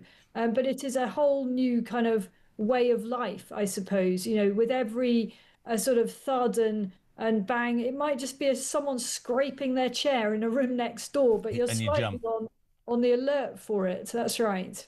I know we know each other. I know that there's the journalist, but there's also the mother. Are you scared? I'm not actually. I want to be a responsible parent. Of course I do. I don't personally feel frightened, but I do feel an immense sense of responsibility not to let my journalistic instincts, which are to head towards trouble, get in the way of what I need to do that is right for the children. But I don't actually know any residents of Dubai that are queuing up for the door. I probably said that to you yesterday. Yeah. Nothing's changed this morning. I was just talking to a friend. They've been out walking their dog on the beach. They said everything's normal. People are out there jogging. You know, it's just all a sort of fairly normal vibe, though it is absolutely quieter than usual. You've always been somebody who faces everything. The odious Ed Davey decided to take a pot shot at you yesterday. There seemed to be this sort of growing feeling, certainly amongst, well, I'm going to call him on the left, but he's just a wet apologist, isn't he? I mean, we were talking about this morning. I'm going to play the clip and then you have your say and you'll have mine. But Ed Davey, he decided to stand up in the House of Commons and have a go at people who go to Dubai for the wrong reasons, and should we, in fact, try and defend them? Ed Davey, for the first time for a long time on Talk Breakfast. We rightly expect our brave armed forces to protect British citizens around the world in crises like this. But that includes tax exiles like Isabel Oakeshott and washed-up old footballers who mock ordinary people who stay in the UK and pay our taxes here. So as we protect them, does the Prime Minister agree it is only right for tax exiles to start paying taxes to fund our armed forces just like the rest of us do? I can defend Your Honour massively, but I'll let you start. I mean, I just think it's quite funny. I'm such a bad example to use. You know, I'm not a squillionaire. I mean, relative to the to the multi-millionaires and billionaires that Dubai is full of. I'm actually relatively poor, all things being relative. Doesn't he understand how many people choose to leave the country, not primarily to avoid paying tax, but because of the advantages of living in a crime-free, safe, clean, brilliantly well-run, sunny environment? I mean, I've been very open that for me, the tipping point was this Labour government's decision to put VAT on school fees. Yep. That meant that I was no longer going to be able to afford to keep my children in the kind of schools that I want them to go to. Now, if there was a brilliant state school or grammar school up the road, fantastic. You know, I don't know many parents that would voluntarily ruin themselves financially for private schooling for some kind of snobbery. I just want them to have the best education. And actually being in the Middle East is a very different education. Well, this is my point. Ed Davey, to me, has managed, or did manage, to get 72 MPs without a policy. But it does beg the question, and let's cut to the chase. I mean, you said it's safe and clean. The opposite is done. I found myself looking at the television. So Ed, what you're saying is that British citizens who have gone to Dubai, we shouldn't bring our own people home because they live abroad. And I would also respectfully suggest, and because you're a friend of mine, I'm going to pick my words. Everybody knows that you're marrying Richard Tice, right? But you are an independent, hard-working journalist in your own mind. You are Talk's international editor. That was a cheap shot at reform. That is just a dig at Richard as much as it's a dig at you. And it shows entirely the lack of gravitas that Ed Davey has. Because there's nothing... That's just political games in the middle of a crisis across the globe, isn't it? There was no other reason to identify me. There are many much better examples of people that are saving millions in tax by being in Dubai. But I'd also point out that everybody who has left the UK for tax purposes will, by definition, have paid far more than the average amount of tax of most people in the UK. You know, these are higher tax rate payers who have, in many cases, shelled out literally tens of millions. Certainly, I'm not in that position. But also, does Ed Davey not realise how many teachers, how many healthcare workers, how many estate agents, how many marketing people have left the UK for Dubai? It's so lazy to characterise it like that. I mean, I'm not bothered. I'm not offended. I just bothered. Am I bothered? Am I bothered? You're not bothered, are you? He just diminished himself. That's all. Brilliant. Listen, please keep us updated. Please keep safe, and thank you genuinely for all the work that you're doing and for Talk. And we'll speak to you tomorrow. What is it? 21 minutes past 7. If you're waking up Tuesday, the 3rd of March. This is Talk, the home of common sense, the home of alarm clock Brits. We woke up to this sort of headline on the Mail. The US lambasts the hand-wringing, pearl-clutching Starmer as Kemi says he's scared of his own voters. The front of the Telegraph. I'm very disappointed in Keir. But we go further. We just had 20 minutes ago breaking exclusive news from Harry Cole, the Sun's editor-at-large in Washington, D.C. had just come off the phone from Donald Trump. You can get it online at thesun.co.uk. Donald Trump, and I quote, slams Starmer to Harry Cole, suggesting he's pandering to the Muslim votes and warns in no uncertain terms that the special relationship is in dire straits. He went ahead and praised Europe. And this is what he said about Keir Starmer. And whatever the apologists say, this is important. He has not been helpful. I never thought I'd see that. I never thought I'd see that from the United Kingdom. Let's cross to Reform UK Shadow Chancellor for a reaction immediately. Robert Jenrick, good morning. Welcome to Talk Breakfast. Hi, Jeremy. Good morning. What's your response to Donald Trump speaking to Harry Cole in the last half an hour, my friend? Well, look, he was right that Keir Starmer is a weak leader who doesn't know his own mind and is more interested in putting notions of international law and the advice of his human rights lawyer friends like the Attorney General Lord Hermer above the basic security interests of the United Kingdom. And that has meant that it has frayed relations with our closest ally, the United States, because they don't think that we're a reliable partner anymore. But I'm actually much more interested in the interests of our own country than in perceptions overseas. And that is where Keir Starmer has really failed, because even when there were drones attacking our base in Cyprus, where our troops are stationed, where their families are living, he still didn't know what he wanted to do. He didn't get our jets into the skies. He didn't try and intercept the drones and take action to protect our interests. This is a very weak Prime Minister at a time when we face such challenges. It is why we need a strong Prime Minister, frankly, right now. You saw that with the response of Nigel Farage yesterday, who knew exactly where he stood on these issues and would be able to represent us on the international stage with the strength of character and conviction that we need right now. Well, we've got a political situation. We go back to Gorton and Denton. The Greens took the seat. That's done. We had their leader yesterday. I didn't get a chance to speak to you about this. We had their leader who said that America is a rogue state, that we should leave NATO, give back our nuclear weapons and go to see Putin on a commercial jet and say, come on, Mr. Putin, we can all sit and talk about this.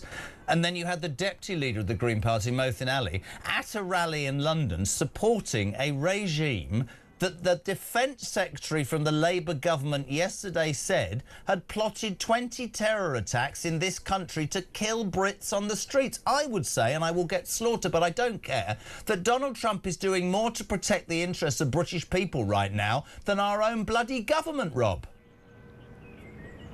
Yeah, well, no one should mourn the death of the Ayatollah. He was one of the most evil dictators that we've known in our lifetimes.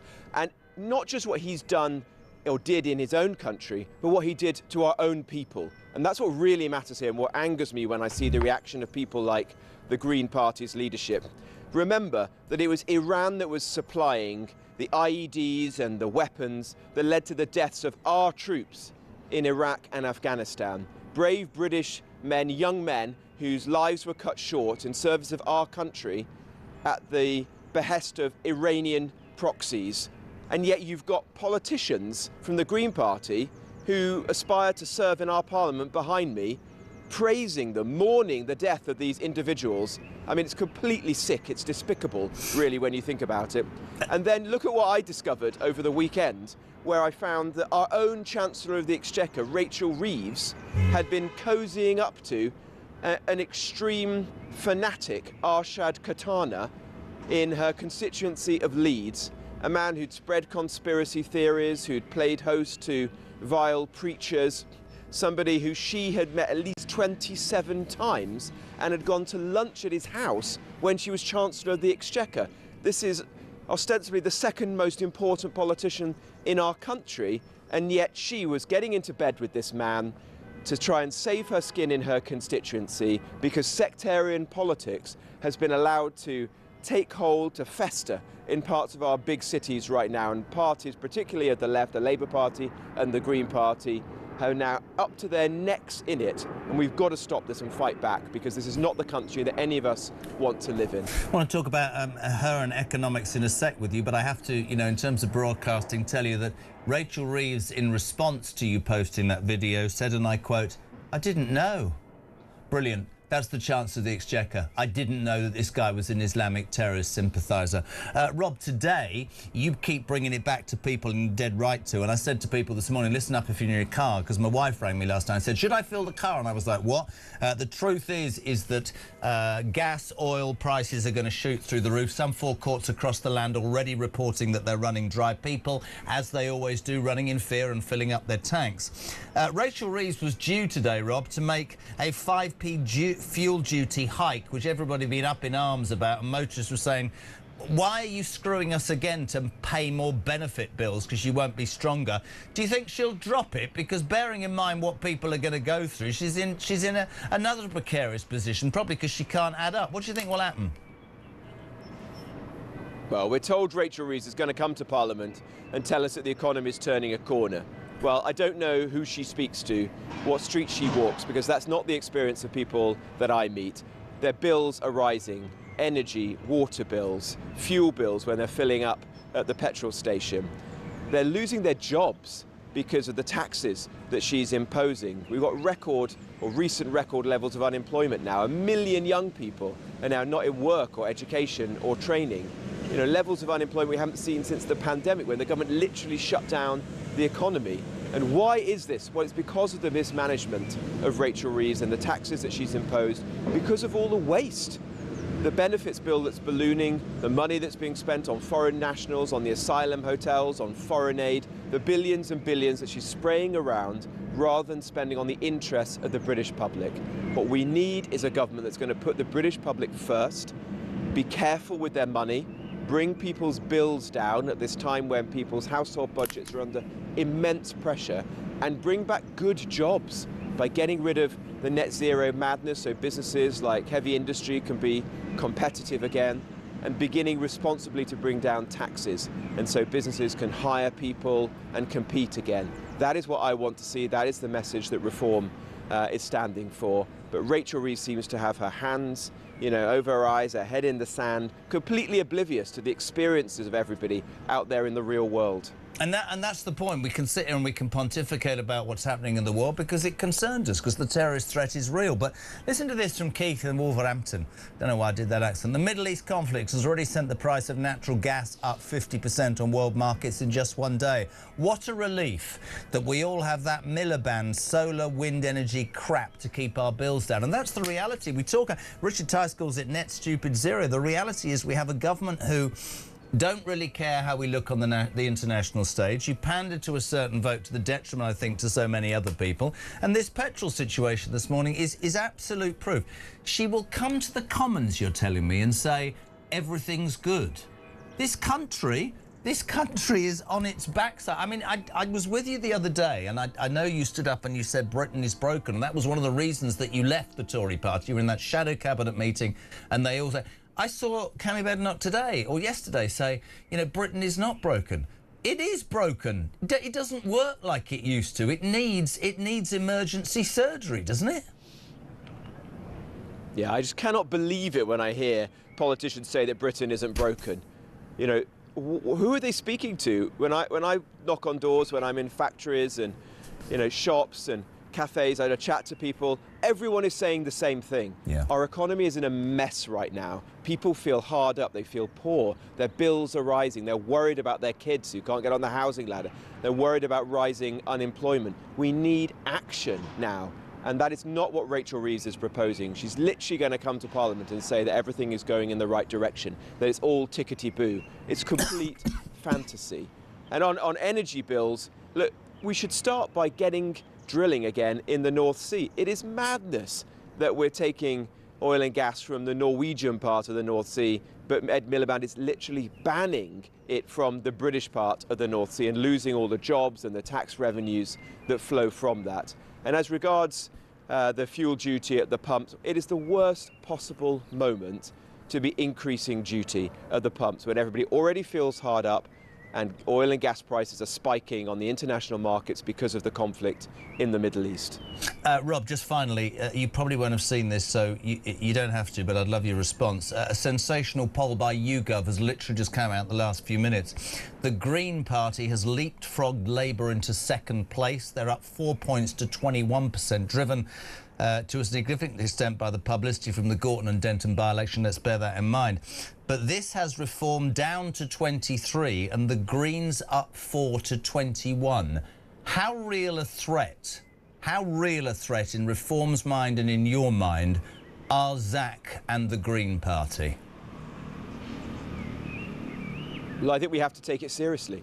We've all got to see that the next general election, whenever it comes, is likely to be a straight fight between Nigel Farage and Reform on the one hand, and a scary coalition of the left on the other hand, whether that's Keir Starmer or whoever's replaced him when he's kicked out, like Angela Rayner, in coalition with Zach Polansky and the Green Party. And so decent, hard-working, patriotic Brits who, like me, are worried about the state of the country need to rally behind Nigel and Reform as the only way to ensure that there is a sensible government that can start to fix our country.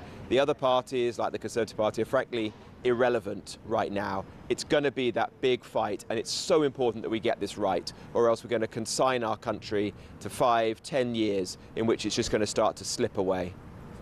Good man. Listen, thank you so much for this morning. Busy already. Spring is coming, though. No hat or coat, generally. That's a good start to your Tuesday morning. But thank you for joining us live there from College Green. What a first hour. If you're just waking up, you're just joining. We had an exclusive from Washington, D.C. Harry Cole, the Sun's editor-at-large, had just come off the phone from President Donald Trump. He came straight onto the show and told us that Trump has slammed Starmer, suggesting that he's pandering to the Muslim vote. He's warning categorically to Harry, and you can see it online, thesun.co.uk, that the special relationship that we have become used to, some criticise, is in dire straits. He says of Starmer, he has not been helpful, and I never, ever thought I'd see it. I never, ever thought I'd see that from the United Kingdom. We're back next with more on Talk Breakfast. Morning to, he says, having a look. Graham.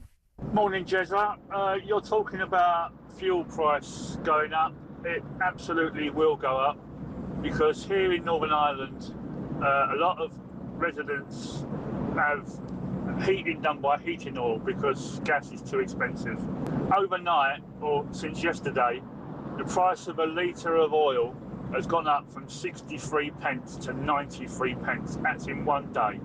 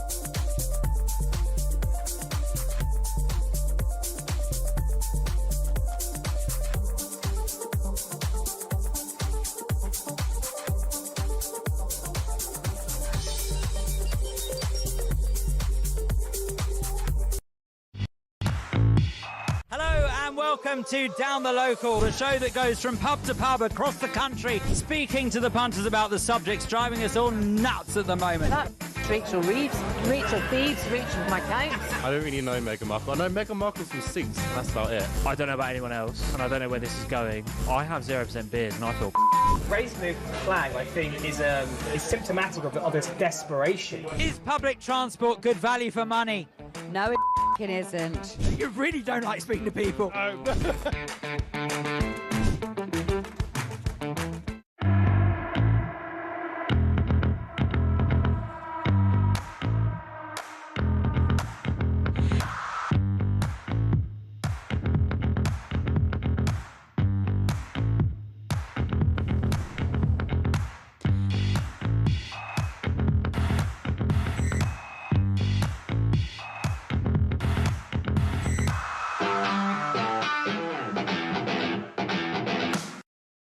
Across the UK, on DAB+, on YouTube, on your mobile, and on your side.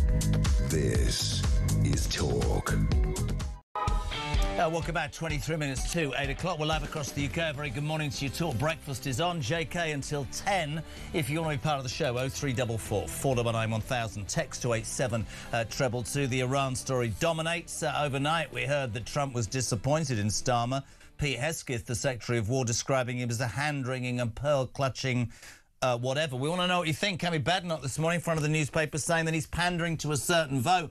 And then we had the Exocet, excuse the pun, at 7 o'clock. Harry Cole breaking exclusively the news. It's on the line, online with the Sun, thesun.co.uk. He'd just come off the phone from the 47th President of the United States, Donald Trump, who slammed Keir Starmer, saying he's pandering to a Muslim vote. He warns the special relationship is in dire straits. He says he's not been helpful. He's never believed he would see this from the United Kingdom. What do you make of that? 0344 499 1000. Don't forget Trump insulted our Gulf War veterans, says Roderick. Good point. Don't forget that. That, though, is not an excuse for what Starmer is doing. Jeff Morning, Jez. If we are under threat, then Starmer should stop the boats. That alone should have stopped a year ago. Valerie Mitchell, I must say how shocking our government are. I'm ashamed to say this morning that I'm British. I can't believe I'm saying that, says Valerie in Norfolk. Chris from Epsom, because of the fast-moving news cycle, the latest re Gibraltar has not been given exposure. When that hit Trump's desk, there will be more recriminations. You have to ask, actually, if Harry Cole's interview just let that sort of sink in, what is that going to do for the special relationship? Let's speak to Brian. Good morning, Brian. Good morning, Jezza. Regarding the Mad Mullahs, now only 20% of the country supports them. They have a leader that supports terrorism. They oppress their people, and women are attacked on the streets for dressing immodestly. That's not Iran, that's the UK. Come on, Donald. Come and save us from Sir Keir Starmer. Cheers, mate. 21 minutes to 8 o'clock. Yesterday, we had so many guests. I'm delighted, though, with this next guest. The former British ambassador to Iran between 2002 2006. A very good morning to Sir Richard Dalton. Good morning, Richard. How are you? Good morning. Thank you so much indeed for joining us. A voice of calm amongst the ever-increasing madness. You'll have heard Harry Cole's exclusive 40 minutes ago, did you, about Donald Trump? He'd just come off the phone from him. Donald Trump intimating, well, very angry, saying that Keir Starmer is not only pandering to the Muslim vote, but he has harmed the special relationship, and he never thought he'd see such behaviour from the United Kingdom. Your response to that, Sir Richard Dalton? First of all, we don't always go along with the United States military adventures. We didn't in Vietnam. We haven't been active against Yemen. We have differed from the United States on support for Israel over Gaza. British prime ministers have to have regard to British national interests. I think one of the reasons why the Americans are now lashing out is that they are having trouble domestically with the line on this war. They're saying it's going to last weeks. The expectation earlier had been that it would be a quick one. Then, of course, congressional leaders came away from the briefing with Rubio saying that they saw no compelling reason given to them as to why the United States should start this war. The important narrative that is not being emphasized now was that there was a viable negotiation which was aborted by Israel and the United States. The United States had not been negotiating seriously, but that could have been a positive outcome.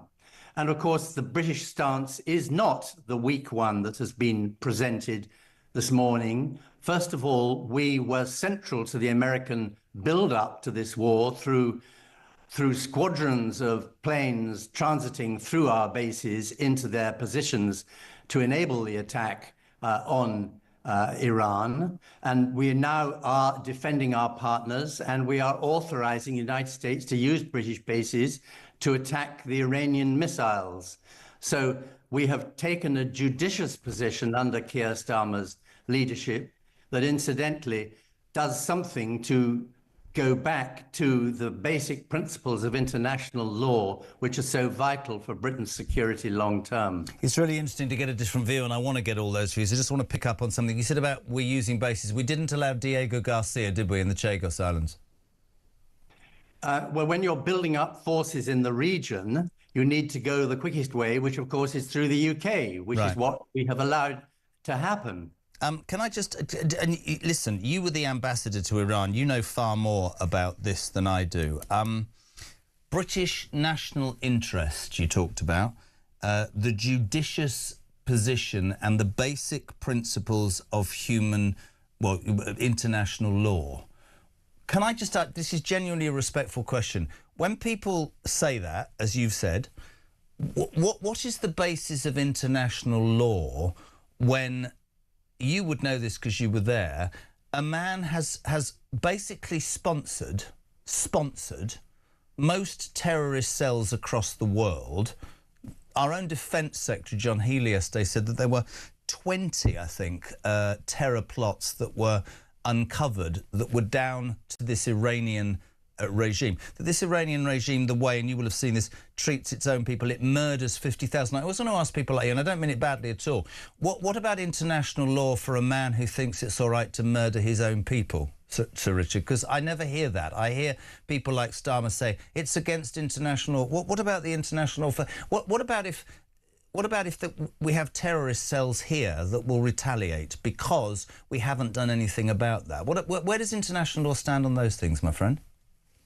Well, first of all, we are clear in our condemnation of Iran on many fronts. Its refusal to recognize the state of Israel, its treatment of its own citizens, the repression amounting to slaughter of its own citizens in the streets recently, its refusal in earlier periods to acknowledge that there was an international negotiation required in respect of its nuclear program. Now, on the nuclear program, Iran has changed. But the other reasons to hold out against Iran are there, and you're absolutely right. They have sponsored some plots in the UK against their own dissidents. Of course, they're not alone in that. The Saudis do. But if you're after internet, this is my point. If you're trying to, if the job of government, this is where I get confused, my friend. If the job of government is to protect its own people, okay, protect its own people. I understand international law, but I worry that it gets used to suit certain situations. You talked about a word that I think is really important. You talked about condemnation.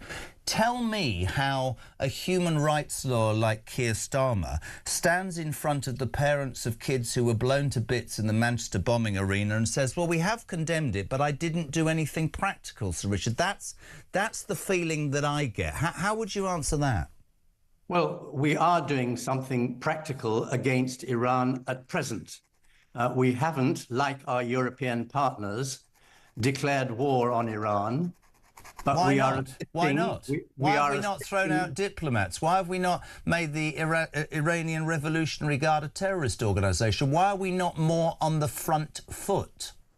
Well, I would argue that we are on the front foot.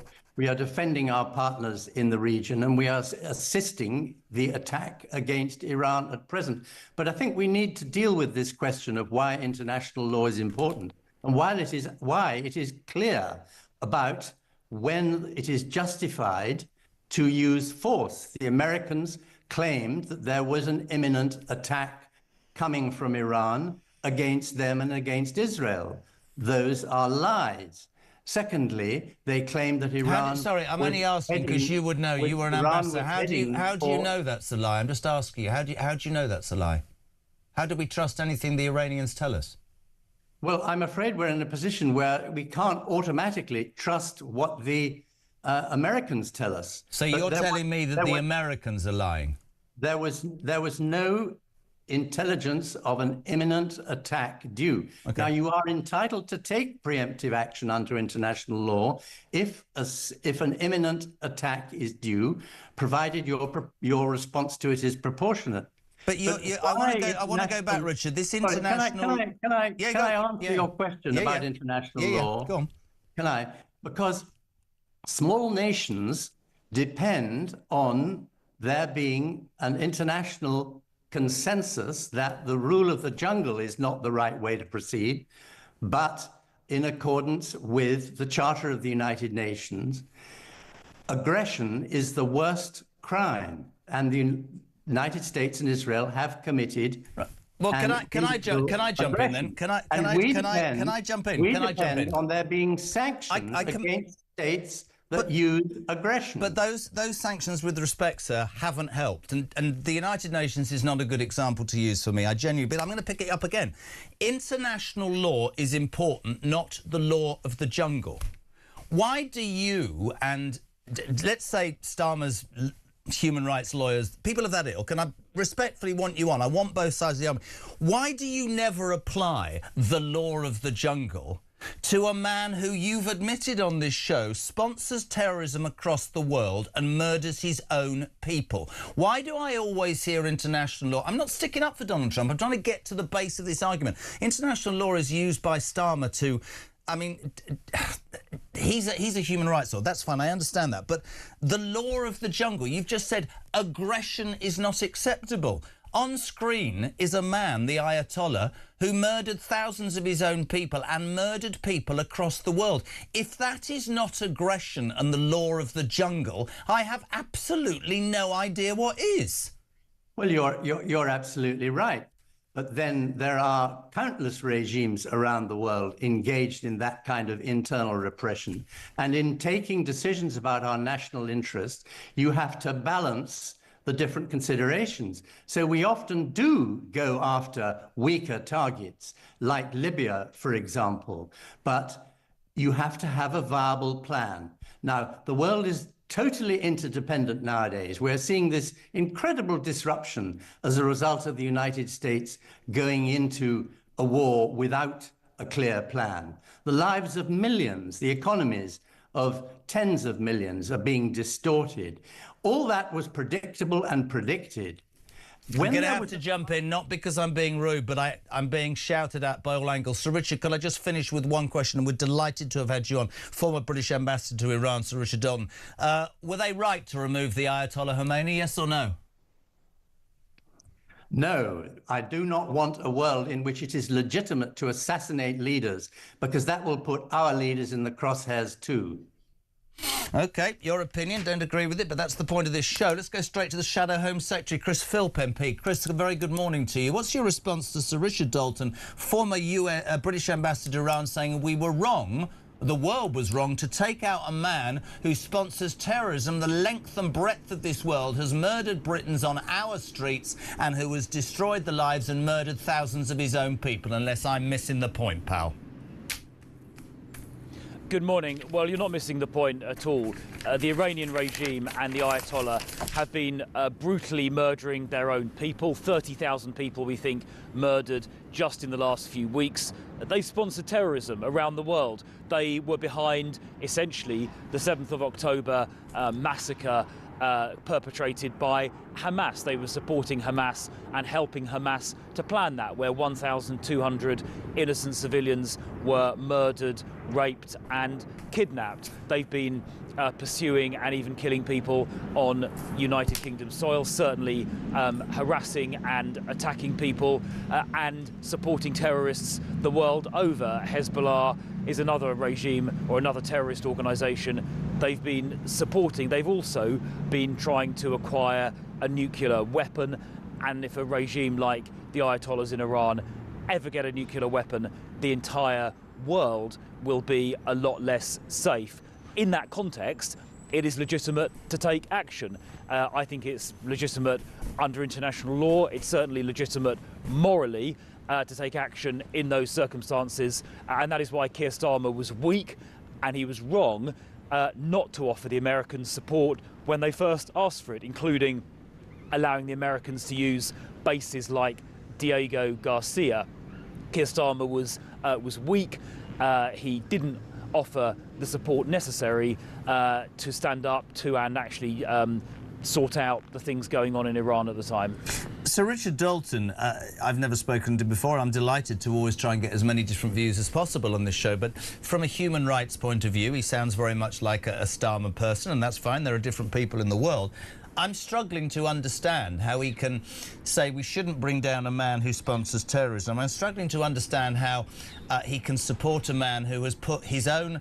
I don't understand the ideology. I don't have to support Donald Trump in everything, Chris Philp, but, you know, that special relationship, right? The next time the United Kingdom clicks its fingers, or NATO does, and wants the United States to jump and pay and support and defend, I wouldn't be surprised if Donald Trump tells them where to go. I'm not sticking up for Donald Trump, but he told Harry Cole 45 minutes ago on this show that Starmer is pandering to Muslim voters, that special relationship is in dire straits. He's not been helpful. I never thought I'd see it. I never thought I'd see that from the United Kingdom. We are a pariah internationally, aren't we, after this? Well, I think it does mean the United Kingdom will not be viewed as a reliable ally by the United States and others. You know, the Canadians, the Australians, they supported the American action against Iran, as you've pointed out, a terrorist regime that sponsors terrorism, has murdered 30,000 of its own citizens in just the last few weeks, and was trying to get a nuclear weapon. You know, if Canada and Australia can get behind America, we should have done as well. And it's because Keir Starmer is so weak and essentially gets his policy dictated by the Attorney General, Lord Hermer, that he's let the Americans down and has been soft and weak when it comes to confronting Iran.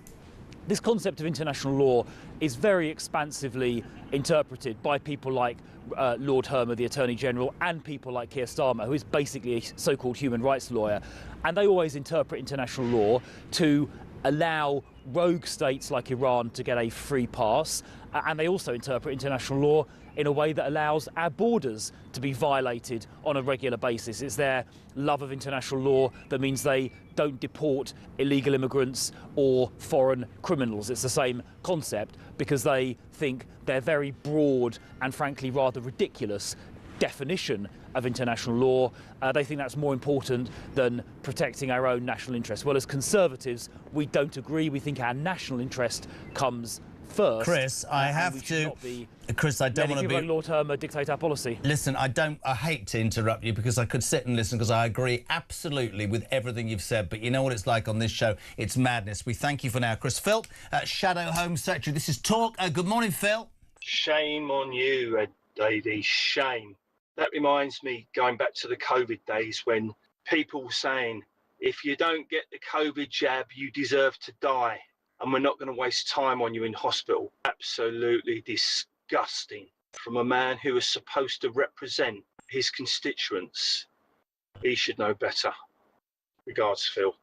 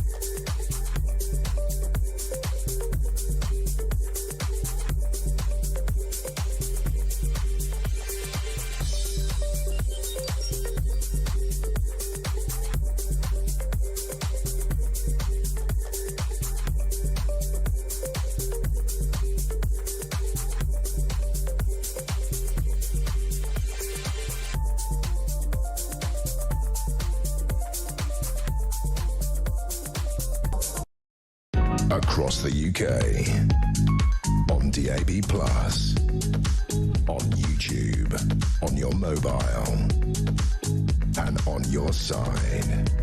This is Talk. Welcome back, 4 minutes to 8. We're heading to the news at 8 in the next hour on this programme. Sir Richard Dearlove, former head of MI6, the implication of what's happened in Iran. Yesterday, Lord Dannatt, former head of the armed forces, told us sleeper cells are already around in the United Kingdom. We'll talk about that and the latest situation. We'll replay that amazing exclusive from Harry Cole. Donald Trump has slammed Starmer in an exclusive with The Sun, suggesting he's pandering to the Muslim vote. He warns the special relationship is in dire straits, and he says he never thought he'd see it from the United Kingdom. Good morning, Jess. As Derek and Newell, you say that the country's on its backside. I would say that it's on its back at the bottom of a 6-foot hole with an undertaker called Sir Keir Starmer, shovel in hand, ready to throw the first sod of soil on top of all of us. Goodbye. Brian Goodwin, morning, Jez. Iran, I don't know what to say about Donald Trump. I'm embarrassed. Sean Cooper, I have never been more ashamed to be British. I hope we survive to see the back of this vile government. Disgusting excuse for a PM. Morning, JK. My mother is 100 years old today. She says she doesn't recognise this country anymore. That's from Kevin Carter in Ferndown. If you want a call live, if you want a voice note, 0344 499 1000. You can, of course, text throughout the show, 87222. Start your message with the word talk, the news at 8, and then Sir Richard Dearlove. We say a very good morning to Graham. Morning, Jeremy. Charles here from Poland. I left the UK not for tax purposes. I left the UK because of the leaders that we have had in this country over the last couple of decades. They have ruined the country. Anywhere is better than the UK. Anywhere. So for Ed Davey to stand up and have a go at Isabel is ridiculous. If he had the chance, he'd be gone as well. Good show. Keep up the good work.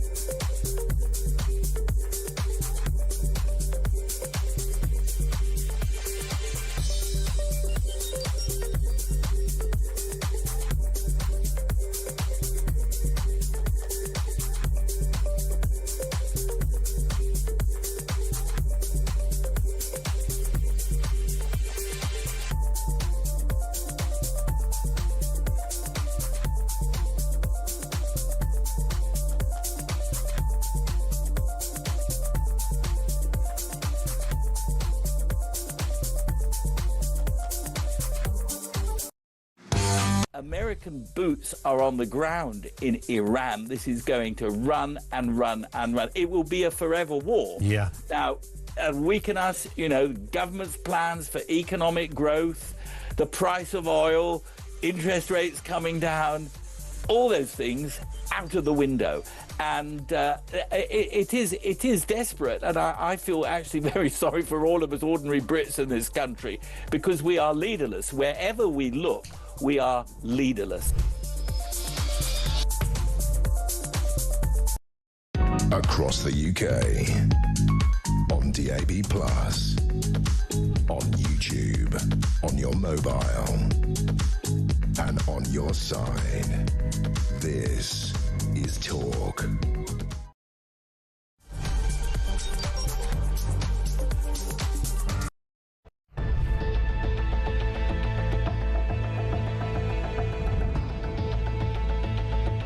Over the past 36 hours, the United States and its partners have launched Operation Epic Fury, one of the largest, most complex, most overwhelming military offensives the world has ever seen. Nobody's seen anything like it. We have hit hundreds of targets in Iran, including Revolutionary Guard facilities, Iranian air defense systems. Just now, it was announced that we knocked out 9 ships plus their naval building, all in a matter of literally minutes. Iran's formerly supreme leader, Ayatollah Khamenei, is dead.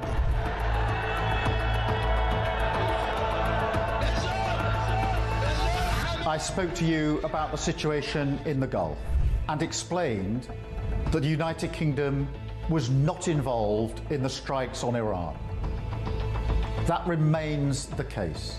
The basis of our decision is the collective self-defense of long-standing friends and allies and protecting British lives. That is in accordance with international law, and we are publishing a summary of our legal advice. We are not joining these strikes, but we will continue with our defensive actions in the region. Mr Farage, would a reform government have allowed US forces to use UK air bases for offensive operations in Iran? Yes is the answer to your question. I would have said to the Americans, please do use our bases.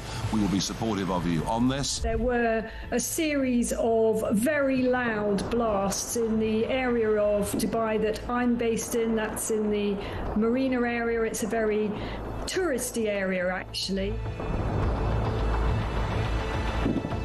Those blasts were the loudest we've heard yet, but equally we are reassured that they are most likely the sound of interception by the UAE's quite sophisticated THAAD interception kit. That is the Terminal High Altitude. Across the UK, on DAB+, on YouTube, on your mobile, and on your side. This is Talk.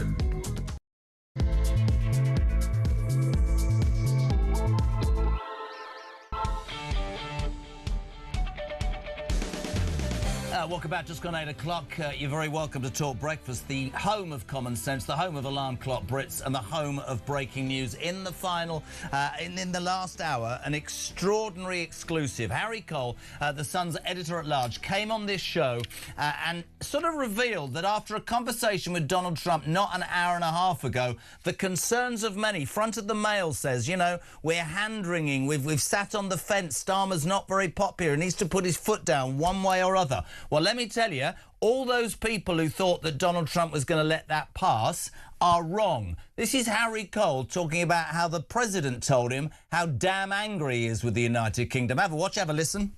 I have just interviewed President Trump himself. Speaking from the White House on the telephone a few hours ago, he has launched an astonishing blast on Keir Starmer. He has suggested that perhaps he's pandering to Muslim voters in his reticence to join the American war in Iran, blocking those bases, as we were just discussing the other day. He has said that, Keir Starmer has to stop letting in people who hate Britain into our country. It is a fairly grim assessment from the president about the state of the special relationship. It's safe to say he is raging. He heaped praise on France, on Germany, on NATO, and said Keir's doing things a bit different. He said he never expected to see this from the United Kingdom. He is not a happy president. He basically says that special relationship that's been the cornerstone of Britain's diplomacy for many, many, many, many decades is in one of its toughest spots for a long time.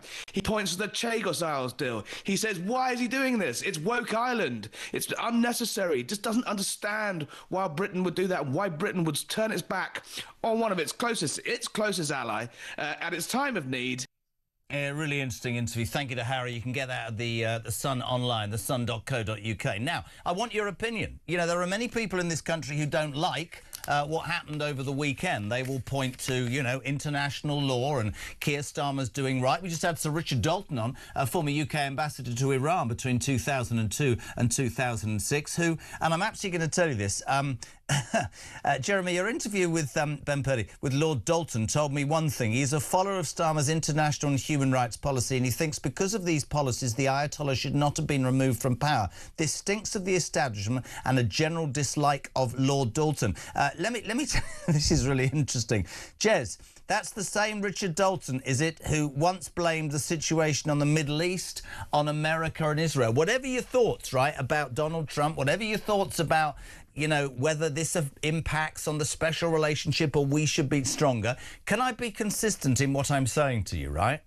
This man, the mad mullahs of Tehran, have sponsored terrorist cells the length and breadth of this world and organisations for years. So when you think Hamas and when you think of Hezbollah and when you think of the Houthis and when you think of ISIS and you think of what's happened in this country, when you think that our own Defence Secretary yesterday said, and I quote, there were 20 plots for terror on these streets backed by Iran, you then say to yourself, maybe this madman is better off out of it, and then perhaps you look at it differently. I don't understand. I listen to all these people talking about international law, which I think they pull out and use when it suits them. Maybe I'm wrong. I'd love your opinions. 0344 499 1000, text to 87222. Curtis Glover, Jez, he's in Lingfield. I'm so embarrassed by Keir's decision not to support Trump in this war. I honestly feel that the special relationship we had is in ruins. How dare he try and base a decision on his own Muslim vote? We should be going in with the USA and supporting them as much as we can, shoulder to shoulder. Howard, Jez, that Richard Dalton has been on before this Iranian situation, came across as a weak leftist pacifist, even to point out Iran's side. It's important for me to point out both sides. I'd say that on the show. Gabby says, Jez, why has the UK not triggered Article 5 of the NATO treaty? An attack on a British base in Cyprus is an attack against the whole of NATO. Two-tier Keir is not putting British people or British interests first. He's a lawyer, not a leader. He is not, in my mind, fit to be the boss. Michael says the tea and biscuits chattering diplomatic cult like your Ambassador Dalton will always speak against conflict because, this is really interesting, it means they failed in their jobs. I'm delighted to be joined now by, it's fantastic to have him on, former head of MI6, Sir Richard Dearlove. Sir Richard, a very good morning to you, my friend. Good morning, Jeremy. I'm sort of trying to take it to all sides of this argument. We've had Dalton on saying, oh no, international law, we should all sit down and have a chat. There's people texting me saying, come on, this man's blown people up on the streets of the United Kingdom. Generally, to start with, before we talk about sleeper cells, what's your view of that outburst of Trump that you just heard about Keir Starmer's approach to this situation? Well, Trump doesn't mince his words. And he often gets it slightly wrong. But I think his criticism is justified in the fact that, the Prime Minister sat on the fence when he didn't need to. The Australians and the Canadians immediately expressed their support for Trump and the Israeli attack. And, even if as lawyers they were worried about where we stood under international law, which, as you've already said, is a movable feast in terms of what view you take. I mean, we should have realised where our national interest stood, and he should have expressed immediate support. I mean, I'm pretty clear-cut on that. Yesterday, we talked to the former head of the Armed Forces, Lord Dannatt, who talked about the terror threat level. We also spoke to Alan Mendoza from Henry Jackson Society, who made this claim, Sir Richard, about sleeper cells in the United Kingdom. Alan Mendoza yesterday on the show. I don't know whether they're caused by small boat, because these people may have been in the country for a very long time and may even have come in legally. So I don't think you can make the assessment they were only illegal pacifists, but definitely there are Iranian sleeper cells here. That is, we've seen that because of the volume of terror plots over the last few years that have come from Iran. So we know that's the case. The thing the government should be doing right now is closing all those institutions in the UK that have got links to Iran, to the Iranian regime, I mean, because that's a powerful sign to Iran to say, we're on to you, we're not going to let you organise trouble from within the UK. Do you believe there are sleeper cells as the former head of MI6, Richard? And what will you say to the British people about the reality of that? Well, of course, there are groups in the UK which are sympathetic to Iran and probably have links back to the IRGC. I mean, there are certain Shia mosques in London which are known to be linked with the regime. And there is a threat from the Iranians because the only real means that they can get at the UK mainland is through some sort of terrorist incident. All I would say is I think the security service are pretty well placed to take down organised conspiracies which have the backing of a sovereign state like Iran. I think the worry more is lone wolves who then, are not sort of enmeshed in relationships and do something dreadful on their own. So, I mean, there are these two possibilities and two threats. But what Alan Mendoza is saying, I think essentially is correct. And obviously, if Iran wants to hit us, it's one of the ways that they can do that. And there is a danger, no question. In terms of being former head of MI6, it just fascinates me, this question. It must be very difficult when you're dealing with a country and its people in these situations to know what to say, because presumably in layman's terms, if you say there's a threat, people start to panic, and if you say nothing, you get accused of not giving them the warning. Is it a tightrope that's a difficult tightrope to walk? Well, I think it's awkward. And the government, well, let's say it would be the security service issuing a warning. I don't think they want to exaggerate this. There is a problem. We are supporting now a conflict in the Middle East, and that heightens the risk. But on the other hand, I think people should be sensible and balanced about this. I mean, I might add, and you may be surprised by this, I've been retired for a long time, but I was not so long ago sanctioned by the Iranian regime. Oh, really? Is that a badge of honour, Sir Richard? I think it's a real badge of honour because, I express my mind, and I've been quite critical of aspects of UK policy towards Iran. There's been a tradition, I think, in the UK to an extent of appeasing them. And at long last, we have now this terrible regime being taken down. And, we have a war which really started way back. And, this is the latest chapter.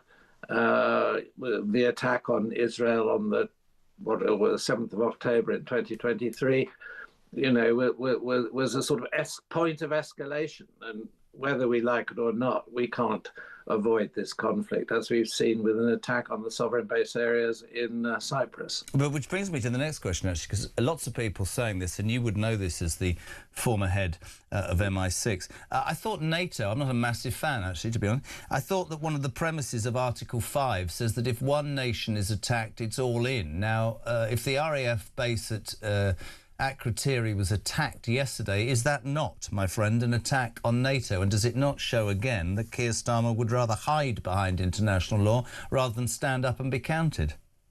Well, I suppose strictly speaking, it does. And the last time that Article 5 was invoked was 9/11. I think in this instance, one drone fired probably isn't a reason for massive escalation in the way that you're talking about. But on the other hand, I mean, the Prime Minister has...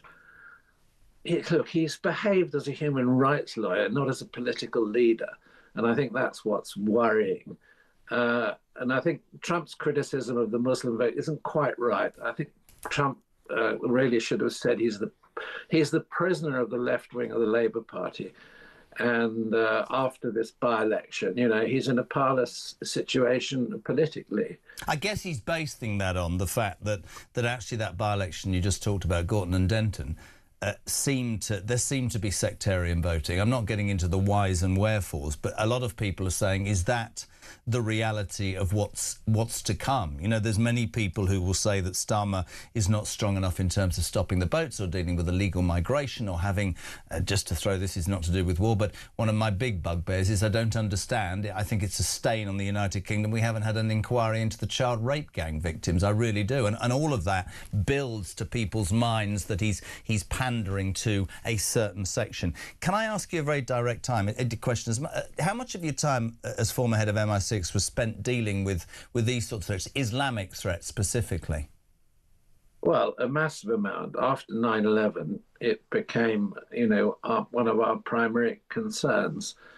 Obviously, if you're leading MI6, you have a number of threats and problems to deal with on a continuous basis.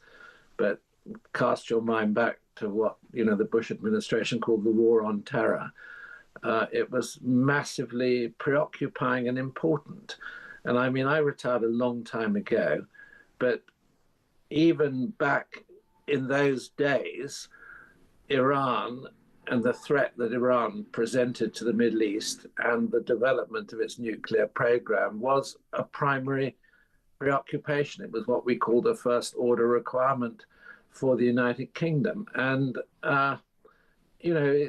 this issue has gone on and on and on, and the international community has not gripped the problem of Iran's destabilizing behavior and their building of the axis of resistance. I mean, we should be very pleased that Israel has, as it were, behaved as the new Sparta and defeated this alliance. What we're talking about now is what happens internally in Iran. Iran's ability to project power other than creating chaos by firing off missiles in all directions. Their ability to protect power has been diminished and is almost destroyed. What happens in Iran now is what's important, and I fear that the IRGC is still powerful on the streets of Iran. And the question is what the Iranian population now do with regard to this dreadful government that they've had. I mean, I think that's the point as well. I think the criticism would be fair to say that many people might support what America and Israel have done, but they would look in terms of what might come afterwards. They'll look at, Vietnam, Afghanistan, and they'll say it's all well and good to go and rid the world of this heinous human being who needed to be taken out, plus his vile government. I mean, there have been people on the streets of London celebrating freedom. Let's make that point. But it's what comes next. I know you keep saying you're retired, probably a bit like me, but I want to paint a picture for you, Sir Richard. Okay. You go into MI6 this morning, you sat behind your desk, you've done what you have to do, and then you sat there. And on your shoulders is this question. Do I tell the British people that the terror threat level should be raised? Do I now believe that we are more of a target because of the action in the Middle East? Where do you go with that? Where you go with that is you sit down with your colleagues in the intelligence and security community, GCHQ, and the security service, and you consult your closest European allies as well, and you work out whether there is a surging problem of terrorism. At the moment, I would have thought there's probably a reason to raise that level. I mean, it isn't done by an individual service. It will be done by a proper assessment carried out in the Cabinet Office, where the machinery to do this exists, and it will depend on some quite detailed and forensic analysis. But I would imagine that there is material in the hands of the services which would indicate a heightened threat. But I'm not party to that sort of secret information any longer, but I understand how the machinery works. I'm interested in the machinery only because we seem to have this, and you said, a Prime Minister who uses international law as a sort of movable feast. If you were head of MI6 and you believed that the terror threat level should be raised due to what's happened, would you be arguing in the face of the Prime Minister who might sit there wringing his hands and saying, oh, no, it's fine, everything's great? Where's the dynamic in that situation, Sir Richard? The dynamic is if you're head of MI6, you're not an international lawyer. I'm a huge cynic about international law. Join the club, mate. I'm trying to get international lawyers to say pretty much anything you want when they want to justify some rather weak decision. And look, I'm a hard-nosed intelligence officer. I was in MI6 for nearly 40 years. I was a frontline officer, and I understand the ways of the world, and I have a sense of morality. It's a great answer. It's an absolute pleasure. Thank you so much for coming on. Please come on again and don't enjoy the retirement. You're too fantastic. Thank you so much indeed to Richard Dearlove, former head of MI6, saying that many people like Starmer will use international law as a movable feast. He said, I'm a man who's been out and I know what goes on. I know the ways of the world. It's 8:20. You're waking up to the news that, of course, the papers were saying, you know, Trump is very disappointed in Keir and all that. And then we got the exclusive from Harry Cole, live from Washington DC. It was literally an hour ago when he'd come off the phone from President Donald Trump, who says that Starmer has been pandering to the Muslim votes. He warns that the special relationship that, you know, let's be honest, people always throw it out there and the cynics go, well, what do you mean by that? I mean the fact that NATO's clicked its fingers and expected America to defend it forever and pay forever and do all those things. He says that's done. He says Starmer has not been helpful and I never thought I'd see that from the UK. A quick call. We'll go to London. Aiden, is it Aiden, is it Aiden? Yes, it's Aiden. Hi, Jeremy. All right. Quickly, 1 minute. What you got? Yeah, sure. Obviously, I wanted to say none of us Iranian are surprised of a stand of Keir Starmer or British state, obviously, how they approaching this. For years, we had, like, for the last 50 years, we know British, obviously, government somehow supported Ayatollahs. Even there is a joke in Iran. They're saying if you lift any Ayatollah's beard up, it says made in England underneath. It's one of those things we know, obviously, there's nothing we can do about it, unfortunately. And BBC, which we call Ayatollah BBC, obviously, they constantly spreading propaganda from Ayatollahs. When there was more than 40,000 people got massacred in 2 days, they said they don't have a fact. They can't verify this. But straight away, if Islamic Republic produced a number of 86 people, children died in a school a couple of days ago because of a rocket was shot by Israeli, which is a lie. Everybody in Iran knows it was IRGC who's done it. Can I jump in? Because it is fantastic to have you on, Aiden. Right, very quickly. First of all, I'd like to apologise for our government. It doesn't represent millions and millions of people in this country. And I have banged on for days on this show about what this heinous human being did, the terrorist cells he sponsored, the deaths, the killings and the murders. I think it's easily justifiable, and I mean that. The BBC once took the whole of an Ayatollah's address to the Iranian people. The BBC, I won't even have that word on this show. We know that it's news that's biased. You only have to look at Newsnight. I'm glad you found talk. I'm glad that actually somewhere down the line, supported by Australia and Canada, you know, Trump and this the Israelis, ironically, have done right. I'm concerned, as everybody else is, about what comes next, and we need to keep an eye on it. But don't judge all British people by Keir Starmer, Aiden. Honestly, I love this country. I've been living here for the last 22 years. I love it. I always, you know, I'm a big supporter of Britain and I respect British value. Even I'm Iranian. I would rather us in Britain who live in Britain respect British value, because we, end of the day, I've got my British citizenship, but still I'm a guest in this country, and I have to respect the host.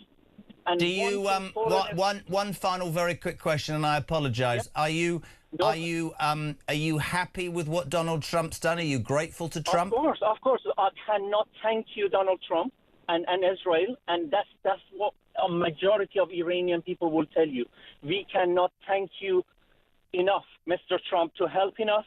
At the moment, we are all waiting for a word of Crown Prince Pahlavi to tell us, obviously, when they can go to the street, when it's safe. At the moment, nobody going out because we are waiting for their word. Because as far as we know, we have to stay in our street until Donald Trump and Israel get rid of all of these thugs on the street who are massacring people with AK-47 and machine guns.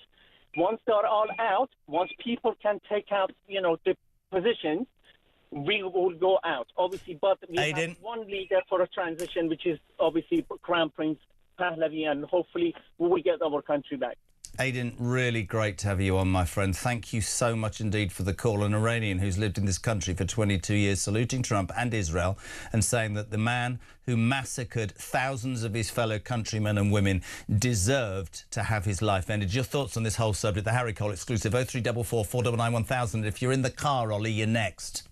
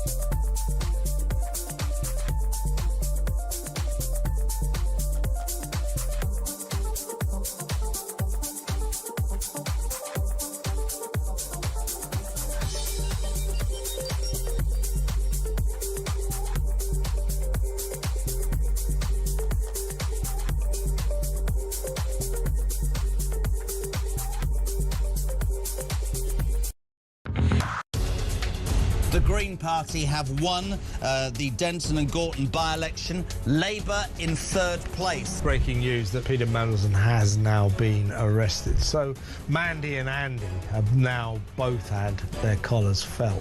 What would Andrew Loney tell them to do? To come clean, be honest. And if Charles is complicit in this cover-up, which I believe he is, then I think he has to fall on his sword. When you define sex, what your gender or sex, what you mean is biological sex, and that's a man or woman, what you are physically, not what you think you are on a Wednesday afternoon.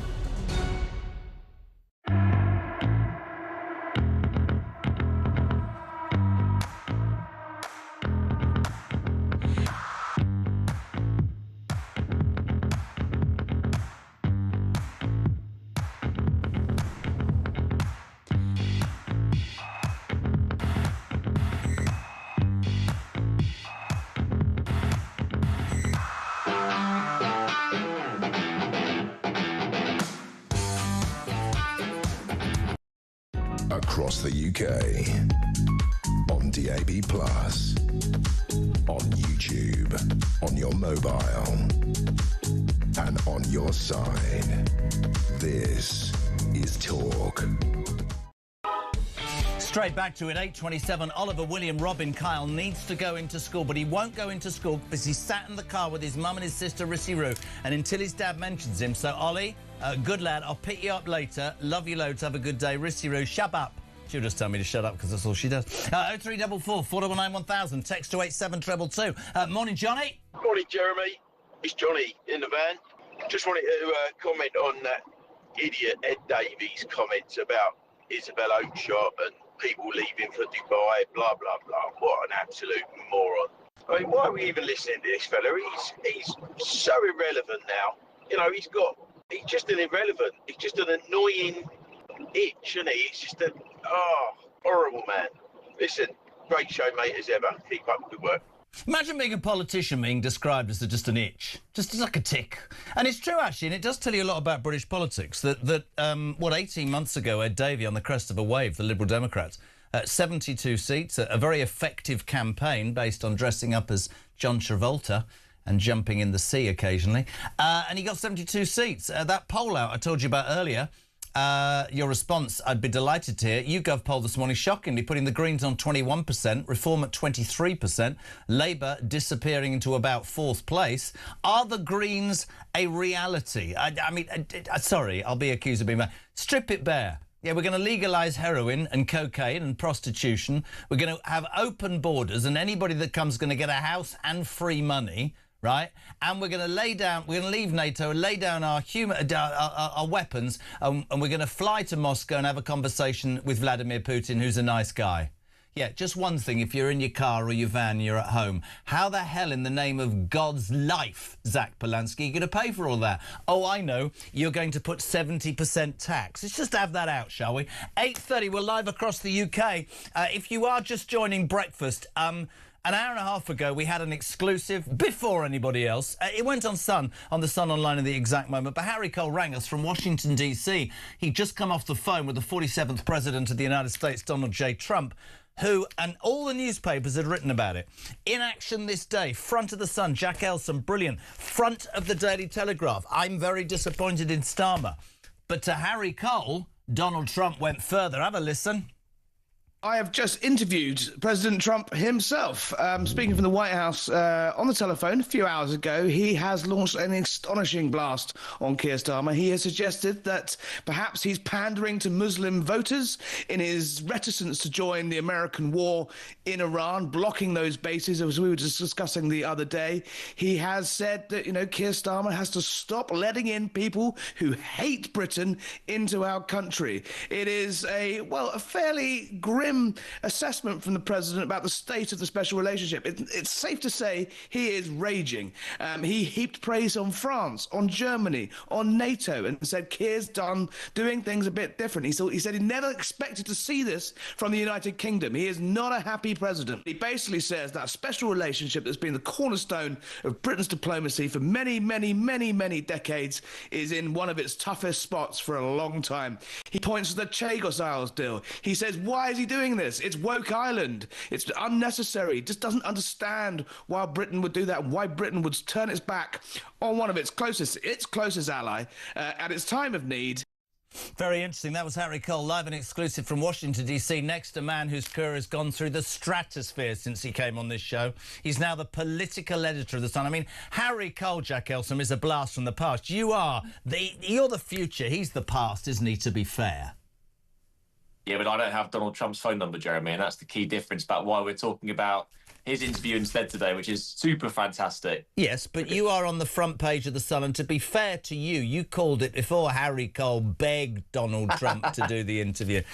Jack, after the blitz on the RAF base in action this day, you write, Sir Keir Starmer was last night refusing to strike back against Iran's bombing blitz that targeted a British base. He ruled out retaliation for Sunday's drone strike on RAF Akrotiri in Cyprus. There's so much I want to talk to you about, but first, let's get a response. It is a Sun exclusive via Harry. It's online now, sun.co.uk.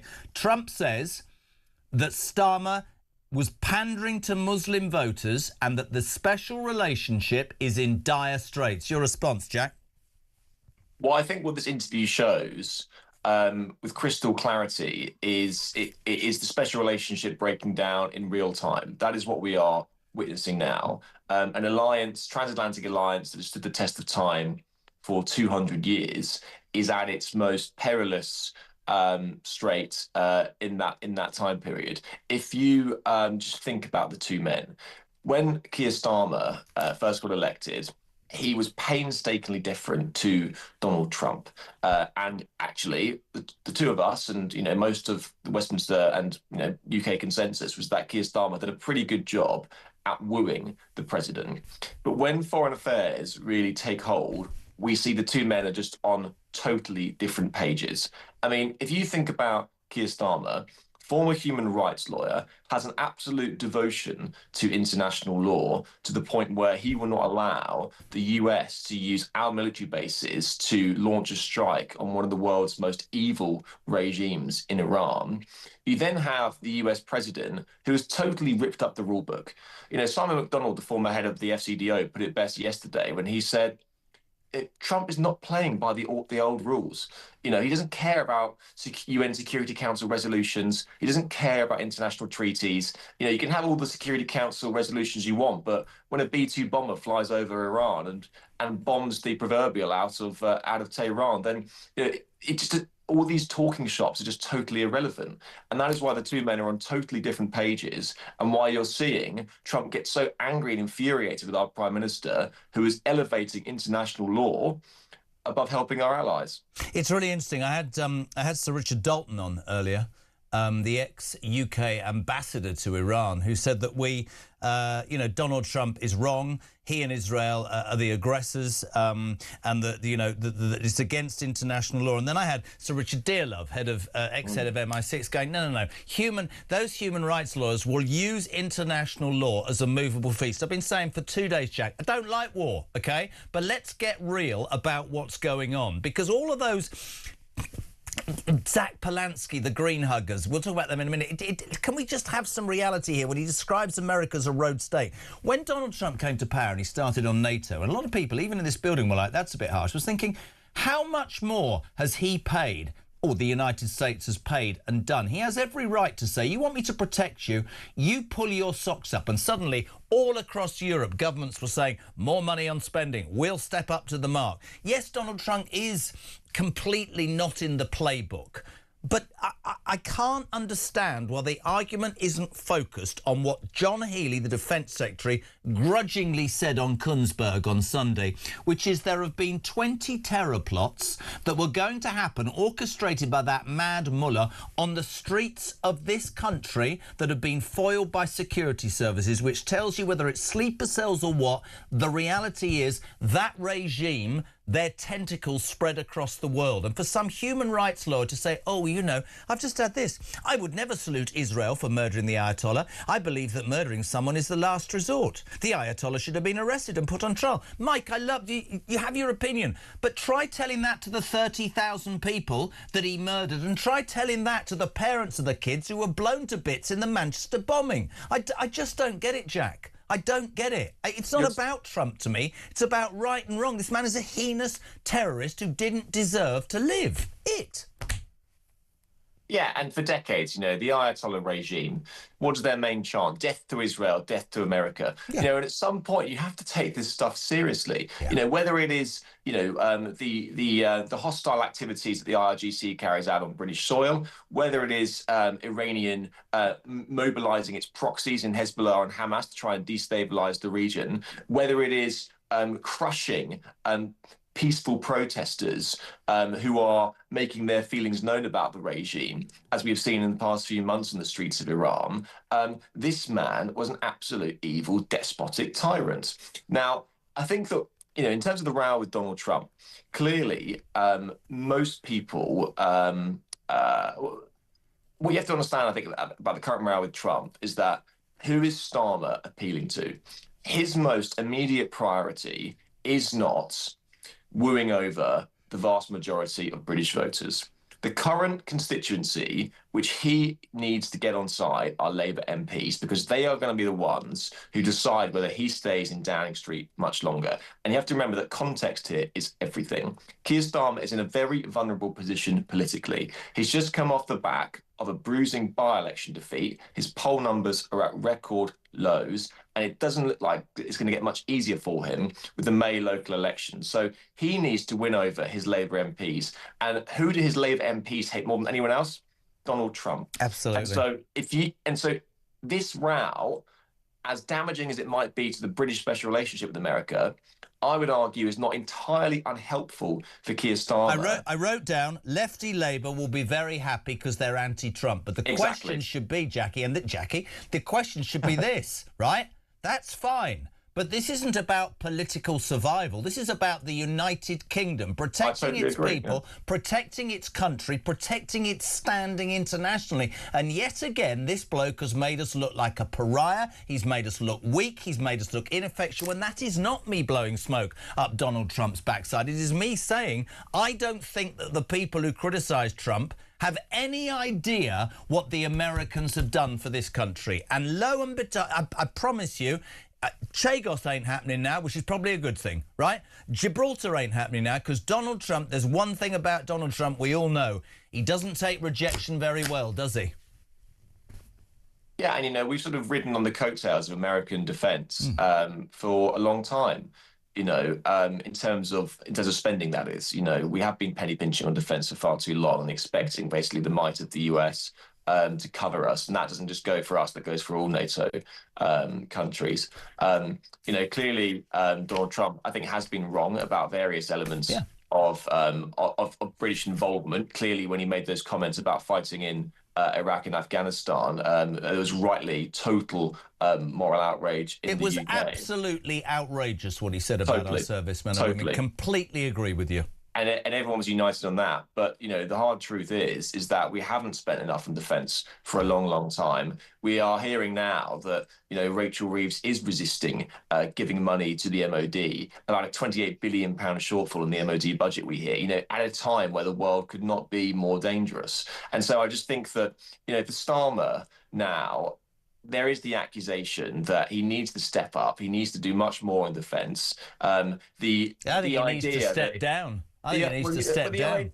The idea that the Iranians can fire a missile that comes within 800 yards of our British troops in RAF Akateria and Cyprus, and our response seems to be just shrugging our shoulders. Jack, do you know somebody sent me a text earlier which was great, and they went, "We will negotiate on the beaches, we will negotiate on the land, we will negotiate round the table." No, sorry, there are times you need to stand up. You touched upon Rachel Reeves very quickly. Most people, politically, you know this, she was expected today to raise the fuel duty, hike it by 5p. Naturally, as a result of what's happening in the Middle East, oil prices, gas prices have gone through the roof. Forecourts across the country, we're already hearing today, running dry, people panic buying. There have been calls for Rachel Reeves to axe that 5p fuel duty and, of course, spend more on defence. Any news on that at all, Jack?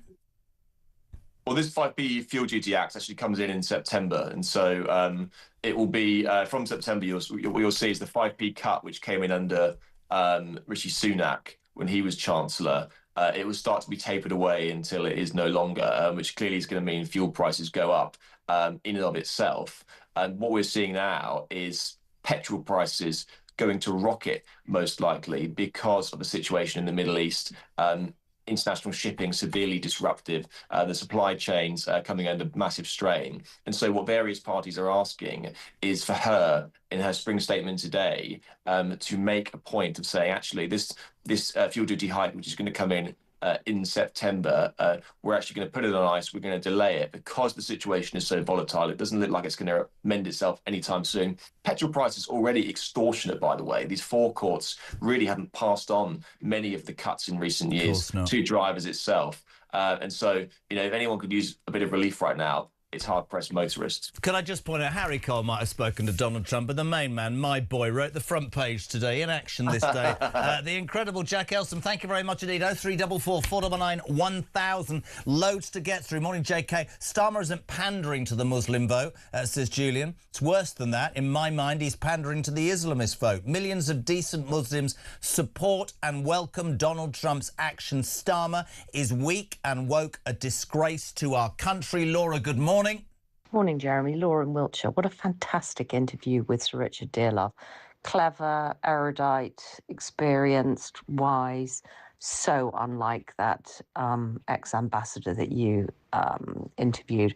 He is part of what makes people like me feel so embarrassed to be British today. I just hope to goodness that Nigel and co are letting Trump know that we're not all like that. What an embarrassment our government is. Anyway, thanks for shining the light. Great show.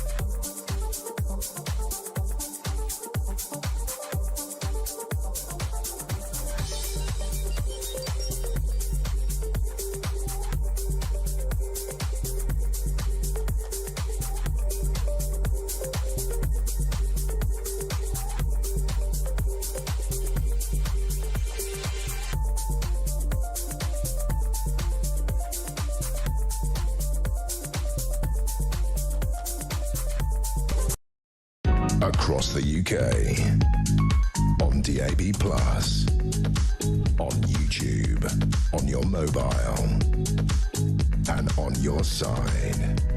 This is Talk.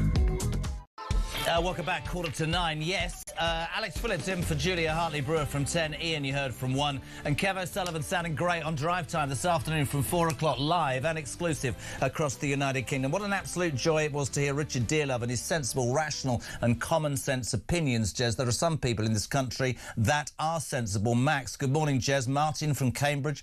I, along with many, am waiting for Israel and the United States to attack us and remove the Labour regime. Brilliant. Will Labour use the current war to cancel any more elections, says Sean in Yorkshire. Margaret, I don't know why I do that. How has Labour dragged Britain to a place where we have demonstrations in our capital in favour of a country like Iran that terrorises and kills its own people? Interesting.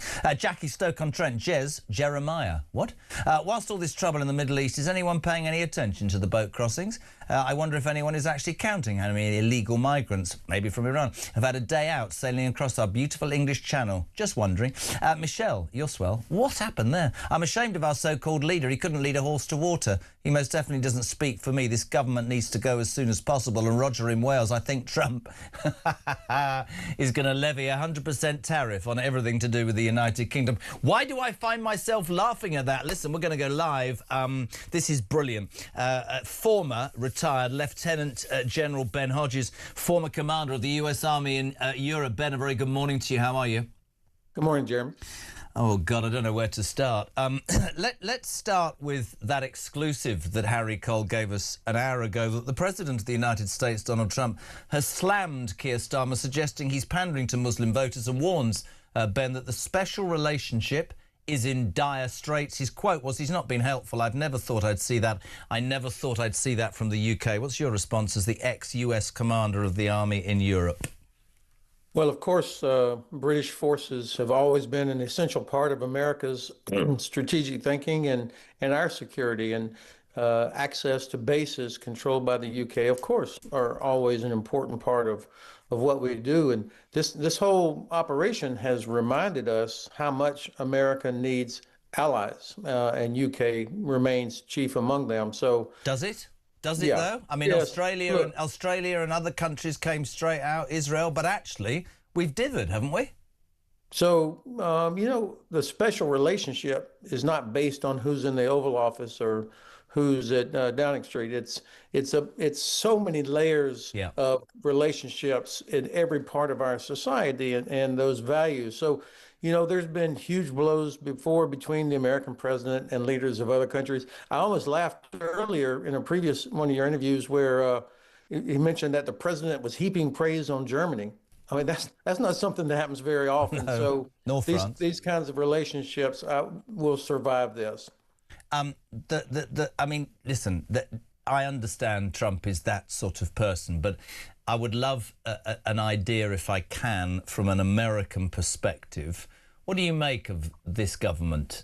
What do you make of our response? I mean, I'll give you a military example. Yesterday, 800 yards from RAF Akrotiri in Cyprus, a drone launched by Iran was within 800 metres of killing my country's servicemen and women.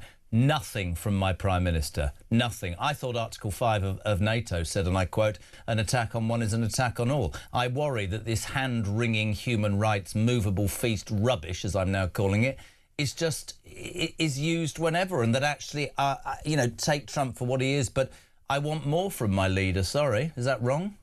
One of the things that I've thought about here over the last couple of days is these Shahed drones. This is the first time that we are having to face these that the Ukrainians have dealt with for the last years. And we're finding out that our air defense systems are not ideally suited against Shahed drones. The fact that they could reach Cyprus, which means they could also probably reach Suda Bay in Crete, which is a very important naval base for us. We have not learned the lessons that we need to about how to defend against this threat. And I think the Iranians are using what the Russians did, where you try to overwhelm the defenses. So I'm sure that they're taking a look at air defense there around Akrotiri. In terms of Donald Trump, in terms of the military thing, lots of people are saying this is typical of America. You go in, you create chaos and you leave. How long do you think this will last? How do you think the military operation is going? And what about the future?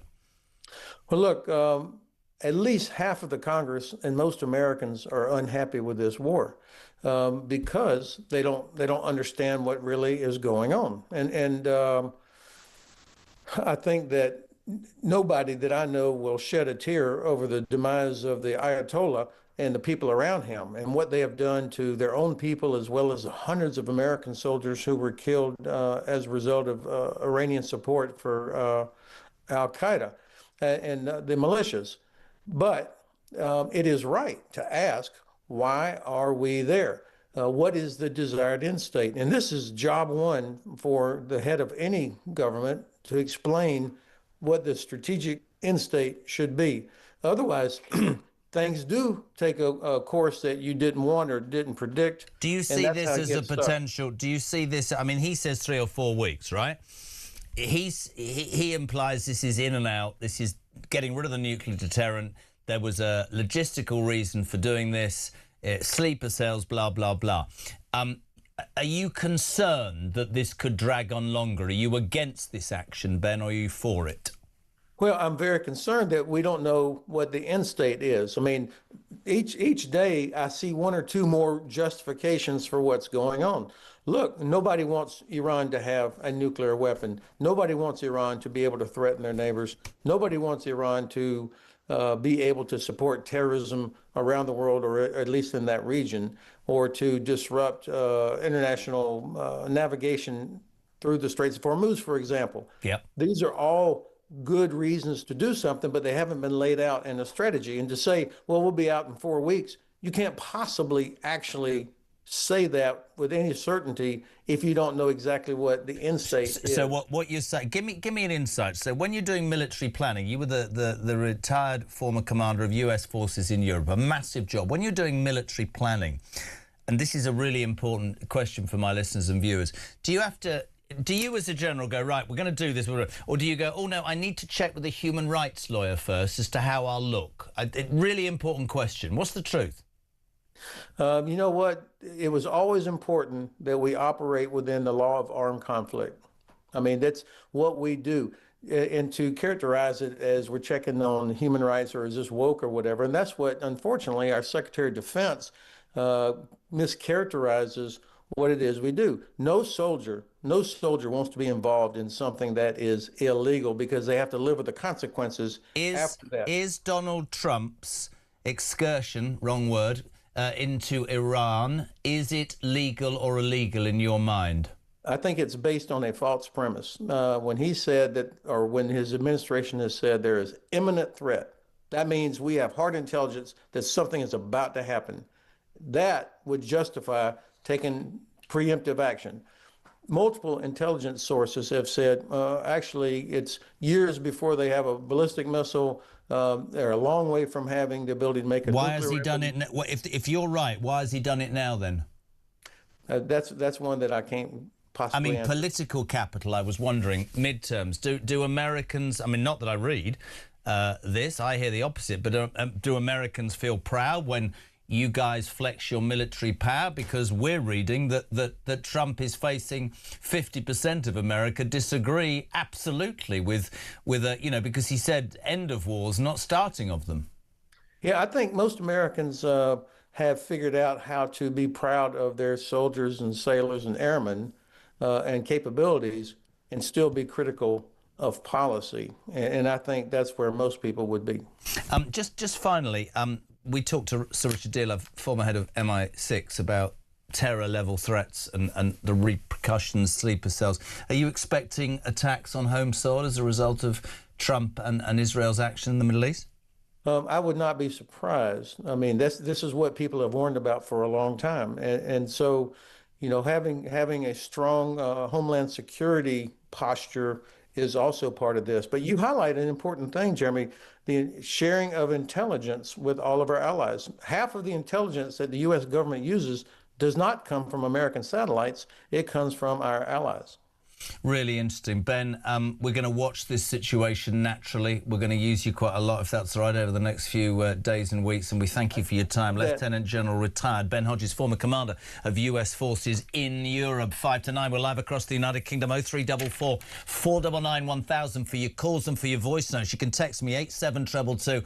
We're still reacting to that breaking news. We broke it at 7 with Harry Cole. He come off the phone with the 47th President of the United States, Donald Trump, who has suggested that Starmer's inactivity has pandered to Muslim voters and warns the special relationships in dire straits. He says, and I quote, "Starmer's not helpful. I never thought I'd see it. I never thought I'd see that from the UK." But you heard from Ben Hodges, a man who stood and fought for his country, saying, "I'm beginning to be sceptical about the reasons. There are people saying this madman needed to be taken out. You've got other people saying, oh no, we've got involved." What are your thoughts? I want to get you on. General Hodges is so right. Starmer is a right worm and a coward, but it is the indigenous population of this country that cements our special relationship with America, not our temporary coward of a Prime Minister, Sir Keir Starmer. Listen, whatever your thoughts, whatever your feelings, we want to hear from you. In the next hour, I'm so busy. We've got so much coming up. Oh, yes, Carl Turner, a Labour voice. News at 9 is next. Morning, Darcy. Hi, Jeremy. Great show again. International law, what a joke. Who enforces it? Obviously America, definitely not Keir Starmer. So when international law is broken with making nuclear weapons, 20 terrorist attacks on UK soil, an attack on air bases, Keir Starmer just sits on his hands and Donald Trump does what's needed and enforces the law. So when people talk about international law, they're normally talking about just appeasement.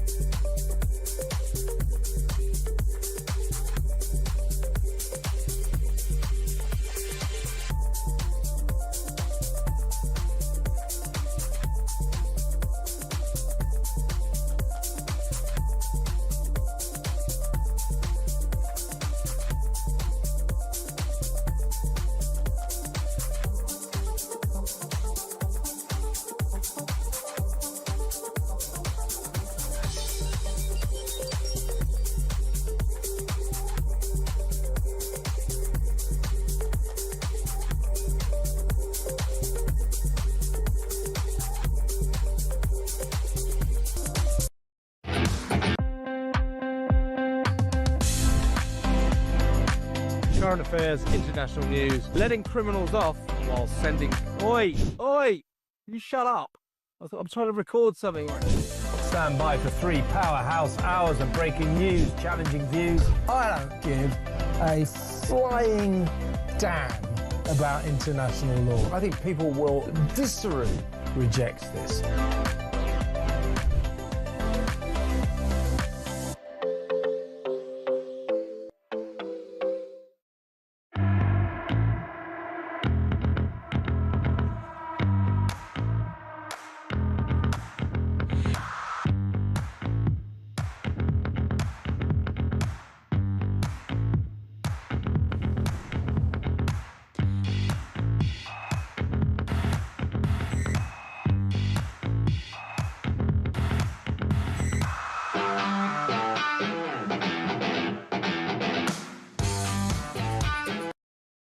Across the UK, on DAB+, on YouTube, on your mobile, and on your side. This is Talk.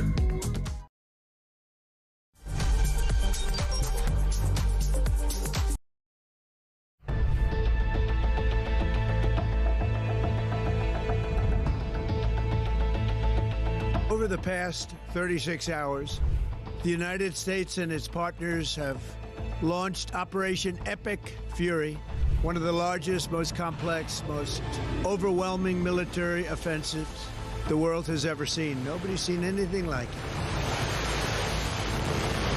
We have hit hundreds of targets in Iran, including Revolutionary Guard facilities, Iranian air defense systems. Just now, it was announced that we knocked out 9 ships plus their naval building, all in a matter of literally minutes. Iran's formerly supreme leader, Ayatollah Khamenei, is dead.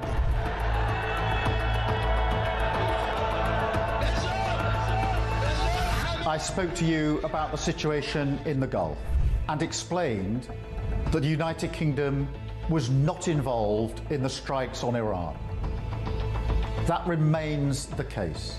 The basis of our decision is the collective self-defence of long-standing friends and allies and protecting British lives. That is in accordance with international law, and we are publishing a summary of our legal advice. We are not joining these strikes, but we will continue with our defensive actions in the region. Mr Farage, would a reform government have allowed US forces to use UK air bases for offensive operations in Iran? Yes, is the answer to your question. I would have said to the Americans, please do use our bases. We will be supportive of you on this. There were a series of very loud blasts in the area of Dubai that I'm based in. That's in the Marina area. It's a very touristy area, actually. Those blasts were the loudest we've heard yet, but equally we are reassured that they are most likely the sound of interception by the UAE's quite sophisticated THAAD interception kit. That is the Terminal High Altitude Area Defence System.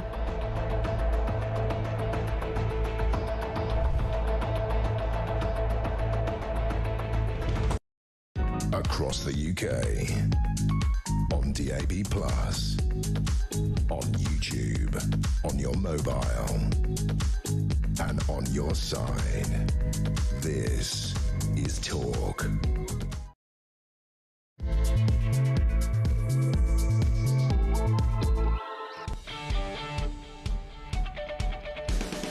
Welcome back. You're live across the United Kingdom. This is Talks, the home of common sense. It's the home of Alarm Clock Brits. Thank you for your support. Thank you for tuning in. It's just gone 9 o'clock. As ever on this show, don't know about the others, we want your involvement, because when you speak, it gives me so much more time to work out what's coming next. 0344 499 1000 is the number for your calls, for your voice notes. You can text us 87222. There's only one story in town. We came in today, all the front pages, in action this day. The mail that's been taken from me says, you know, you're a pearl, you're a hand-wringing, well, you're a soft bugger, basically. But then at 7 o'clock, Harry Cole blew us out the water, an exclusive that hit and is now on thesun.co.uk.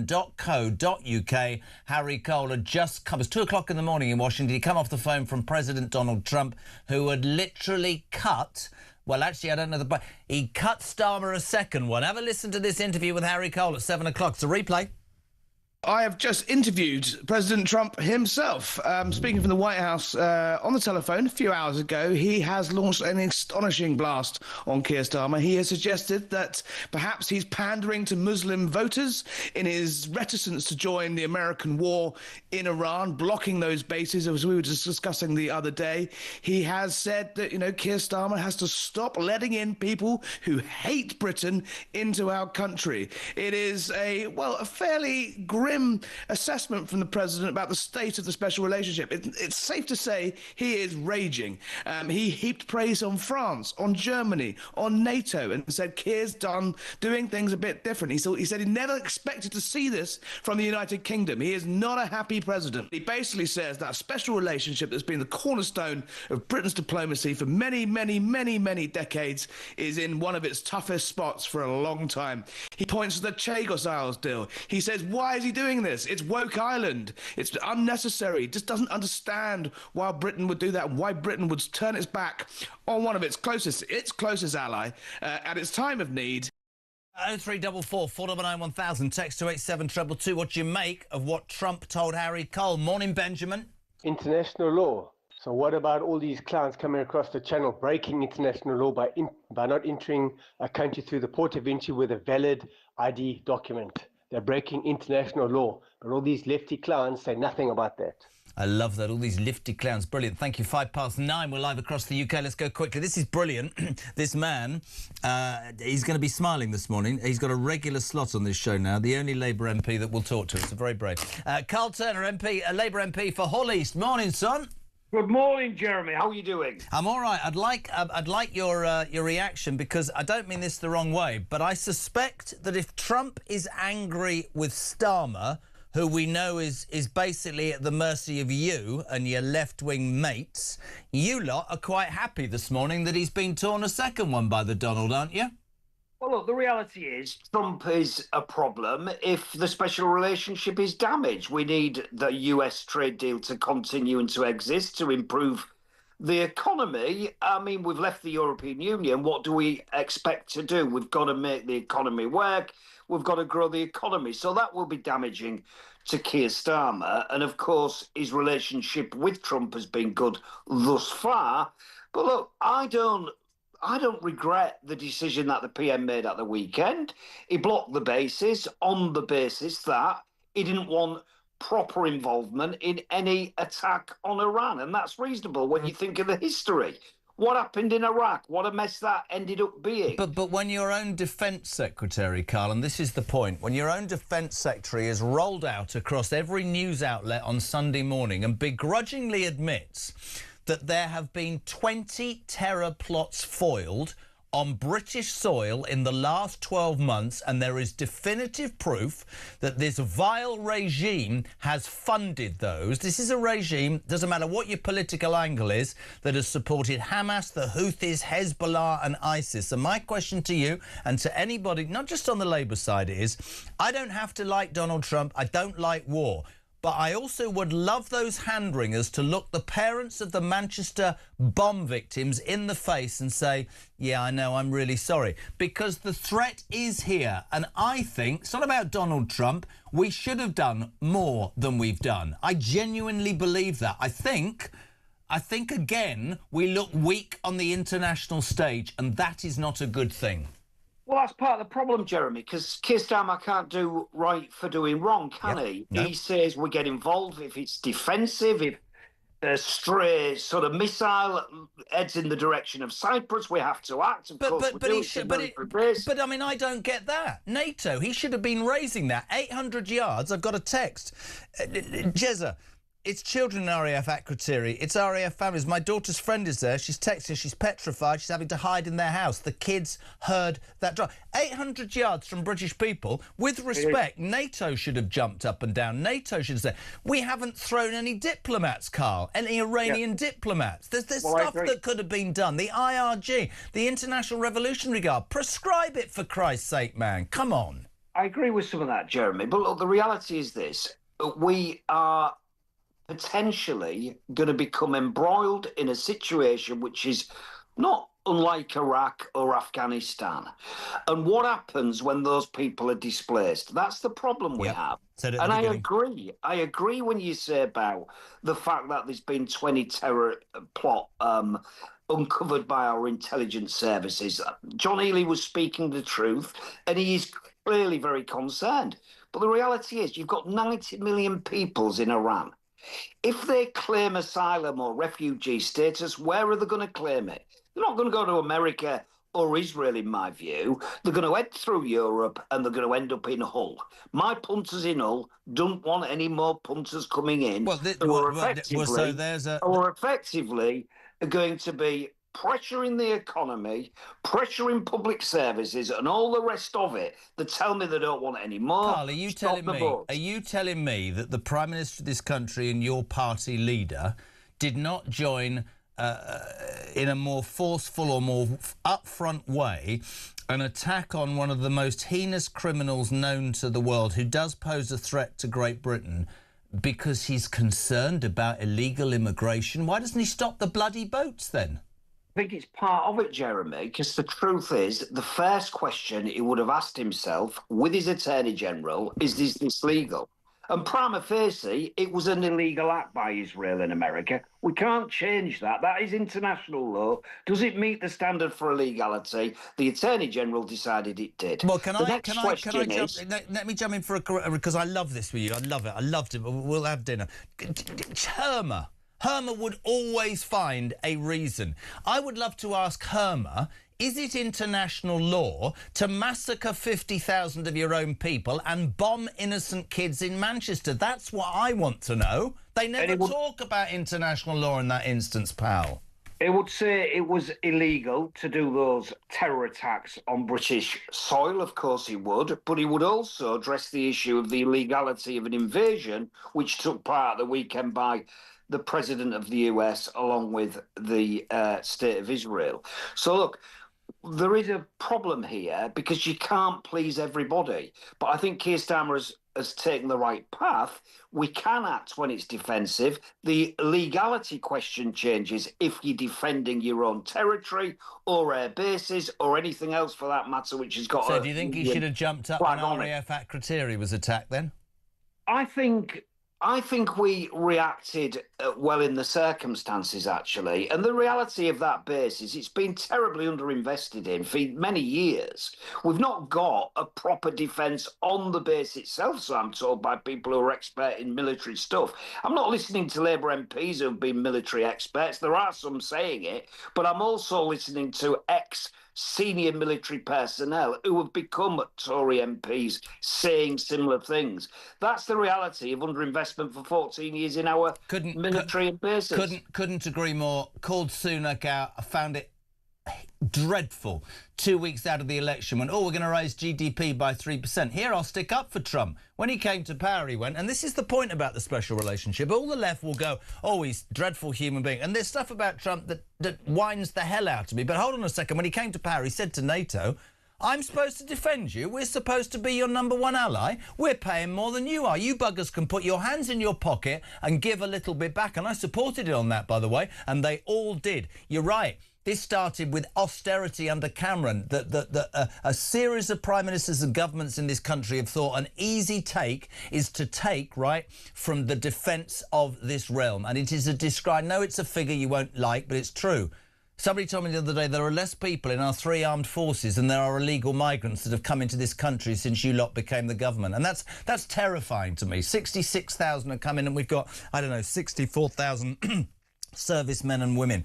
Listen, I've got texts this morning. Damien in Wigan, he served in the armed forces and he said, I'm disgusted with this government. I'm embarrassed. Why did I put on that uniform and do that? And as for the Troubles Bill, everybody's got an opinion. I don't think the point to this, Carl, is to say Donald Trump is the be-all and end-all, but you also have to, as a government and a person, answer the millions of people in Iran and the people on the streets of London who are celebrating the end of this heinous, heinous regime. And I just feel that I don't know. It's not even about... the special relationship goes beyond individuals. I agree with Ben Hodges on that.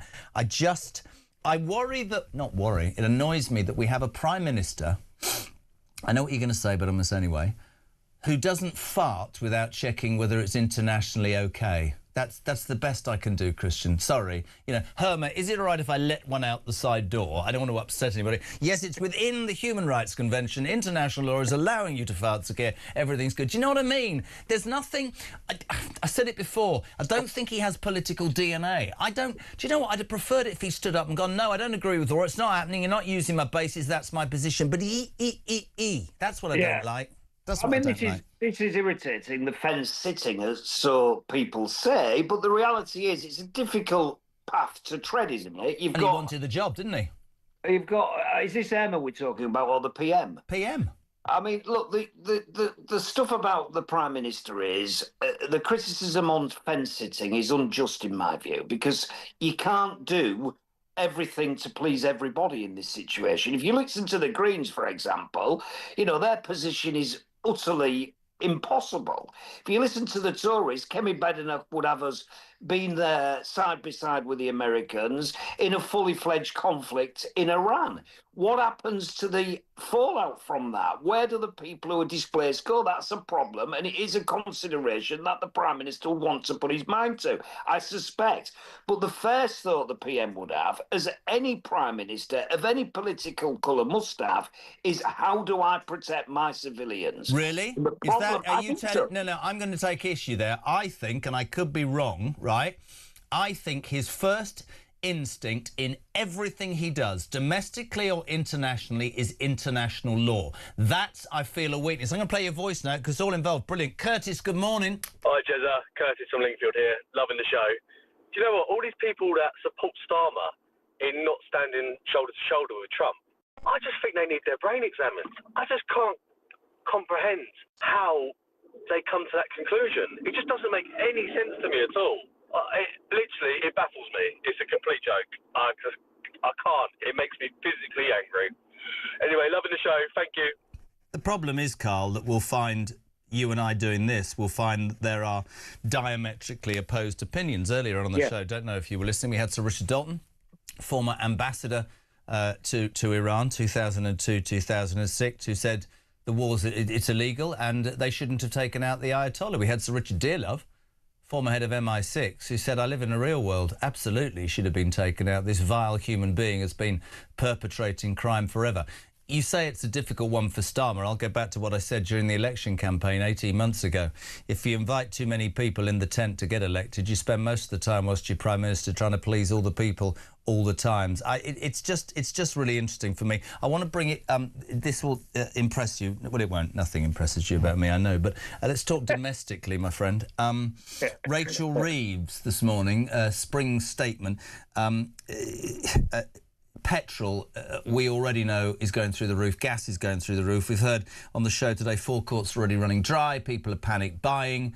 Do you think Rachel will axe the 5p fuel duty hike in a response to the struggles and the stresses the British people are going to feel as a result of this war? Because the problem for her is she's got such a massive increased welfare benefits bill to pay for. How's she going to do it if she gets rid of this? But I can imagine an outpouring of anger if she doesn't, pal.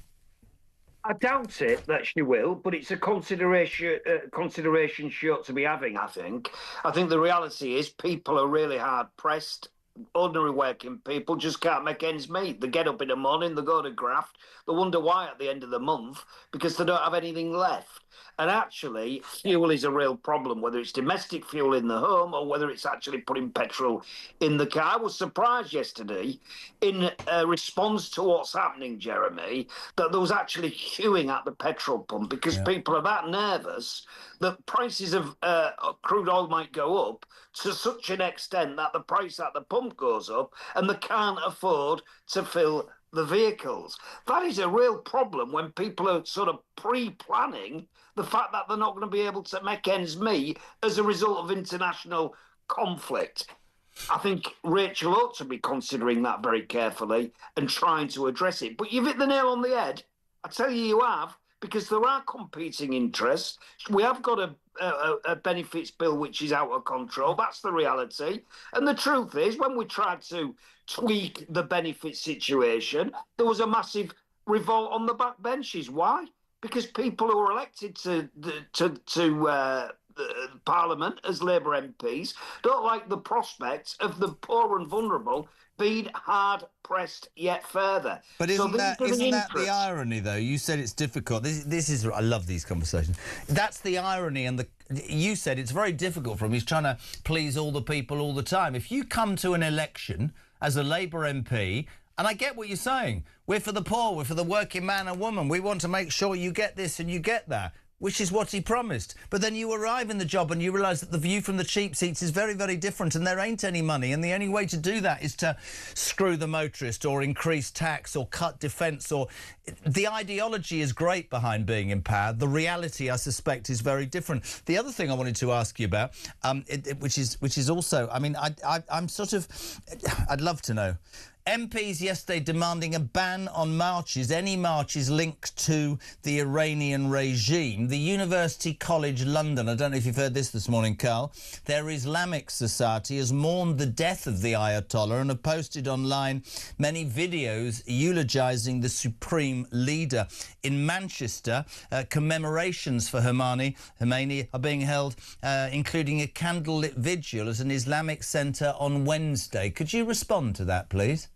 Well, I just think it's fairly grotesque. Anybody mourning the death of the Ayatollah, who was murdering on an industrial scale, murdering his own people. That's the reality. So let's just be honest about what we are dealing with here. This geezer is he was no decent person. No. He was respected, not through what he was delivering, but through fear of the people. That's the truth, and I don't blame Trump for going in on the basis of regime change if that's what it's about, but be honest about what you're doing is the first point I would say. Second, what do I say about the protests? Well, first of all, I'm bound to say it, but it is a get out for me. It is an operational matter for the police. It just is. However, if people are protesting peacefully, you've got to let them get on with it. When they start to commit criminal damage and all the rest of it and start being abusive and offensive and violent, that is criminal and they ought to be nicked. Now, I said we shouldn't have prescribed Palestine action. It was a little bit sort of off-centre when I was saying it at the time, but the reality is we've got 85-year-old women who've been arrested and locked up for 7 days without access to lawyers as a result of holding a placard. Should your government prescribe the IRG right now? Look, I think that those questions will be considered now, and if they were considering prescribing the IRG, I think there'd be a fairly sound argument to say that it's justified, because they are involved in what is, on the face of it, terrorist planning, and as a result of that, we need to protect the people. And the reality is we can't do with any more bombing and terrorist attacks on our British soil. People who do it need to be tackled and they need to be sent away for a very long time. That's my view. You do realise that all of this is me helping you become the Ed Balls of GMB within a year or so. You're very good. Final question, Carl, my old son. Poll out today. Green Party, YouGov, latest poll. Green Party has leapfrogged Labour into second place in a poll. The Greens up to 21%, trailing Reform. Labour and Tories tied on 16%. As a result of Gorton and Denton, whatever the ramifications, do you believe your party should and will shift to the left? Let me just tell you a little story just quickly. When Jeremy Corbyn became the leader of the Labour Party, I held my head in my hands. Why? Not because I disagreed so much with policy. A bit I did, not all of it, a little bit.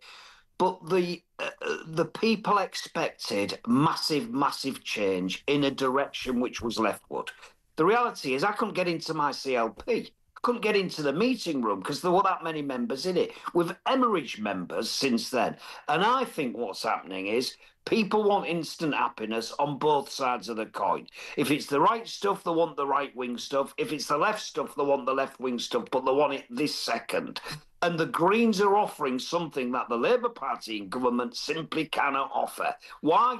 Because the stuff you've talked about a minute or two ago, when you're in government, in those cheap seats, as you put it, you've got to make decisions over a wider subject area where there are consequences, not just spend consequences, but other consequences as well, and you can't do everything. So what I say to the PM is, and I say it a lot, listen, we were elected on a manifesto in 2024, which wasn't that special, not really.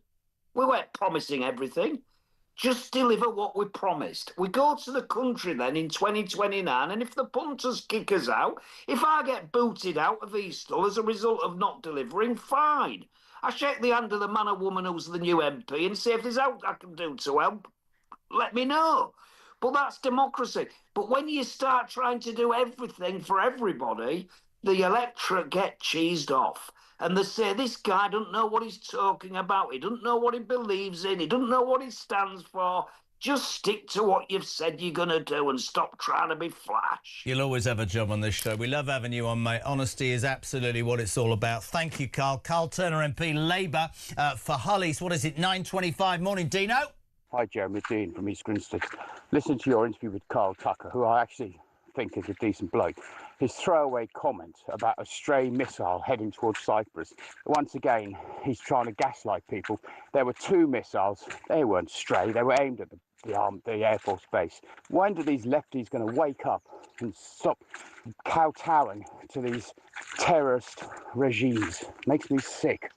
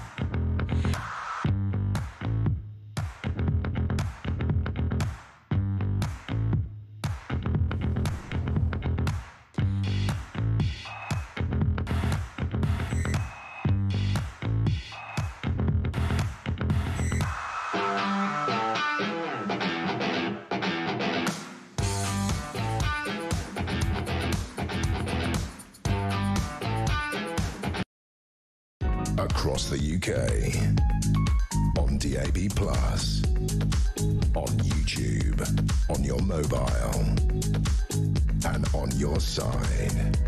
This is Talk. Welcome back, 9:28. Alex Phillips is in for Julia Hartley-Brewer, Ian Collins, the Housewives choice from 1 o'clock, and Kev O'Sullivan sounding fantastic on Drive Time from 4 o'clock. That's how you line up. JK till 10, you lucky people. 0344 499 1000, text to 87222. I hope you heard that breaking news story at 7 o'clock. Donald Trump on the phone to Harry Cole. It's online right now, thesun.co.uk. The Donald saying Starmer is pandering to Muslim voters. He warns the relationship that was special is in dire straits. And he says he has not been helpful. I can't do the accent. I wish I could. I never thought I'd see it. I never thought I'd see that from the United Kingdom. Stuart says, morning, Jez. I wonder if the attitude to the Iranian attacks would be different if President Obama had ordered them. Shawnee, morning, Jez. Tomorrow's PMQs will be interesting. We'll see how many Iran or even Iran regime influencers and lovers we have in Parliament. That's apart from Hannah Spencer and Rachel Thieves. Reg Gardner, our island is sat in a bed of bleeding coal. We have gas, we have what seas full of oil and access to unlimited amounts of gas. Yet we are now going to suffer the price increases because of war in other countries. What is wrong with us? We're mad. Listen, I'm very proud to tell you, I honestly, and I'm going to admit this on radio and I'll probably get into trouble, I got my grandson, who's 7, to say to his grandmother the other day, who I used to be married to and I get on great with. Drill, baby, drill. That went down like a lead balloon. Hello to Jane Waterhouse. Morning, Jez. Richard Dearlove summed it up when he said, "I live in a real world." Great man. Didn't Starmer promise country first, not party first? Hypocrite, saving his own skin in a nest of vipers. An international bleeding embarrassment. Jez, Ed Davies' cheap shot at Isabel, says John in Bury. I think it was aimed at Richard. Tyson was disgusting. People leave the UK because it's not an attractive place to live anymore, and you get a load more opportunities and your money goes further abroad. And to move abroad, you need to be self-sufficient before you get accepted. And this woke, bleeding establishment condemn workers for wanting a better life, but welcome immigrants, sponging off me, the taxpayer, contributing bugger all, but use the phrase they want a better life. Very interesting. We say at 9:30, a very good morning to the legend that is proving to be Samara Gill. Hello. Hello. What an introduction. I'll take it. Well, I'm gonna attack you. Well, we're gonna do. You're gonna attack me. No, all I didn't right. mean that as it sounds. Okay, you're on. We're gonna do it on two fronts here. We're gonna start with the Reform Party conference yesterday. Off you went. Saw Nigel introduce this. Then I'm gonna throw some American stuff at you, baby. Look, Nigel was very prime ministerial yesterday, Yeah, presidential even in some ways. He really put his foot down when it came to Iran, and I was there thinking, I mean, I'm not affiliated with any party, but I was thinking, all right, this is how we talk. Yeah. I mean, he was echoing a lot of the sentiment of Trump. He was blasting Starmer, and it's just a shame that we don't have a strong man in the office right now, or the world. Can you imagine if we had Farage and Trump right now? But we couldn't have had a worse situation where we've got Starmer and Trump in at the same time. International law, don't be disrespectful. Well, I asked Farage a question. Let's have a look at what he had to say. Okay. Mr. Farage, to Jenrick, can you state clearly this morning in regards to Ashad Katana that you are alleging misconduct or not? He's clearly behaved in a completely appalling manner. Sorry, that's the wrong clip. Technical problem there. Don't worry about it. Keep talking. So you asked them about what? So I asked him, would a reform government have allowed US forces to use air bases for offensive operations in Iran? It's ready now. Take two. Mr. Farage, would a reform government have allowed US forces to use UK air bases for offensive operations in Iran? Yes is the answer to your question. I would have said to the Americans, please do use our bases. We will be supportive of you on this. Whether this does go to a debate or a vote in the House of Commons, we will have to see. But as I say, British sovereign territory is under attack. We have, I don't think, really very much choice. It is. That's common sense, isn't it? I've spoken to Hermer, and he says, I'm worried about the fish on the island outside. We're not going to do anything. That just drives me insane, man. Give me a break. I mean, genuinely. No, I think he understands what is going on here, and he had some really sensible positions as well on Iranian refugees. One that I'm actually going to go talk to today. I'm going to have that report for you tomorrow, because that's a tricky situation, isn't it? What do we do with the Iranian refugees? I mean, yes, they're coming from war-torn areas, but, you know, they're also... Did you hear Carl Turner say? It's really interesting. Carl Turner just said, and if we get involved, why am I doing his voice? If we get involved, there are 90 million Iranians. Where do you think they'll end up? Well, I took exception with him because he said, I don't want them whole. Why do they have to come here? Yeah, it's a great question. Sorry, why? No, get rid of your government and stay there. I will give credit to the argument that says, you know, America's quite famous for going in and then getting out. And you look at Afghanistan and Vietnam, and I understand that, but I don't think that takes away from the fact that you want, as your leader, a principled person. Whatever their views, I don't care if they're diametrically opposed to mine, but bloody well believe it. This man sits on the bleeding fence, and that's what winds people up. It really does, and I think Trump is absolutely right in his interview with Harry at The Sun when he said that, you know, he's pandering to the Muslim vote. I was saying this yesterday, the Gorton and Denton by-election, which is hilarious to even mention in the context of Iran, but I do think it's influenced him to lurch to the left. Of course it has. And it's made him say, oh no, I've got to pander to the Muslim vote. It's as you said, Jeremy, Morgan McSweeney is not there for his centre Labour positions anymore. Keir Starmer is absolutely baseless, and we're seeing right now when we need someone in office that is completely convicted or has conviction, someone who doesn't know what the hell they're doing. He's been shown up. I don't think it's even that. I think it's what we were saying earlier, and I agree with you. It's like I've promised so many people so much to get here that now I'm hamstrung. And I believe his first point of contact in anything is Lord Hermer, his old human rights lawyer mate. I've been saying it all morning, and it annoys people. I want to say to Hermer in a dark room, you know, international law and the Ayatollah, You try explaining international bloody law to a parent whose child was blown to bits in the Manchester Arena bombings. Go on, because you're not... I agree with Sir Richard Dearlove. It's a movable bloody feast, the international law example, and they use it when it suits them. I don't care if I disagree to the end of my life with what my Prime Minister says, but I'd actually go, do you know what? He bloody well believes that. I don't know what Starmer believes. If we are defending ourselves, then that also falls within international law, the right to defend ourselves. So, I mean, Hezbollah has attacked a British airbase. And what did Starmer say? What was his response? Oh, we need to defuse the situation. No, sorry. Article 5 of NATO says we should go to war with those people. Plus, why haven't you thrown any diplomats out of any embassies in London? Why have you not instigated sanctions? Because he spends his entire time trying to placate everybody. Now, I'm not extolling every virtue of Donald Trump, but go on the streets as you did of London and see the people who are the Iranian people. I had a great call earlier, Ayed, I think, who are saying thank you for saving our country. And the Hermers of this world and the Starmers of this world, do you know when they'll really slip up? He's hamstrung. Because if there are terror cells in this country and it comes back and bites him on the backside, then he will really understand what the British people are about. There's me talking, isn't it? Well, which there are, though. You're right. You're completely right. It's 20 foiled terrorist plots in the last year from Iran. That's what we know of. We know that they were actively sending people across the channel on boats in order to commit terrorist offences in this country. So this is a hostile regime, and it just pains me. This is scary, scary times for Britain. It murders its own people and sponsors terrorism. Roger from Wales, which is brave. I think the biggest threat to the UK right now is the woke left for supporting these fanatics and their views. Sean Cooper says, I've never been more ashamed to be British. I hope we survive to see the back of this vile government and disgusting excuse for a man. That's Sean from Bridlington. Have you ever been to Bridlington? I haven't, but I'll go there. I'll go see Sean. I once got offered a summer season in Bridlington and turned it down. The UK, says Sharon Miller, is so embarrassing. Yeah, I mean, I couldn't agree. Telegram, pardon? The Ayatollah Khomeini oppressed the Iranians around the country into the ground. Starmer, see any similarities? Anyone who votes Labour, Green or Liberal is a turkey voting for Christmas. Darryl, morning, Jez. I'm embarrassed for this country. We are led by wimps. This is a new low. I'm ashamed to call it my country. Bruce, when Starmer stands there and talks, who is he actually talking to and addressing and representing? Is it you? Is it me? It's not me. And stand for me. Jan's in Newcastle. Totally ashamed of Starmer. His sing-song, bland, slow delivery of such an important message had me cringing. There's no look of strength, no presence at all. Weak, weak, weak and embarrassing. That's a really good point.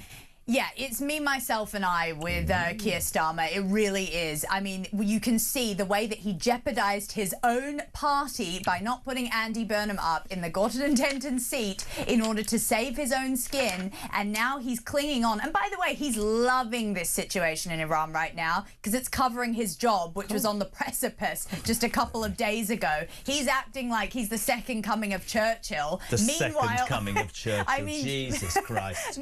To think that we were led by someone of that gusto at some point. Oh, no. Racist, apparently, in this world, yeah. My daughter, they go, you're racist. Yeah, you wouldn't be, you'd be speaking German. Can I change tack from Robert Jenrick?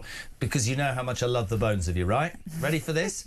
Did you see any of the Clintons' deposition on the Epstein files? Have you seen any of this? I was consuming it. It was delicious. Oh, my God. Right, I'm going to play you a couple of clips now. I'll get you into the day. We've talked non-stop about Iran. So, firstly, Hillary Clinton, who'd already said, I've never been to his island. I've never been on his plane. This is a complete and utter sham. You should be talking to my husbands. Leave me alone. She lost it big time. Morning, Hillary, love.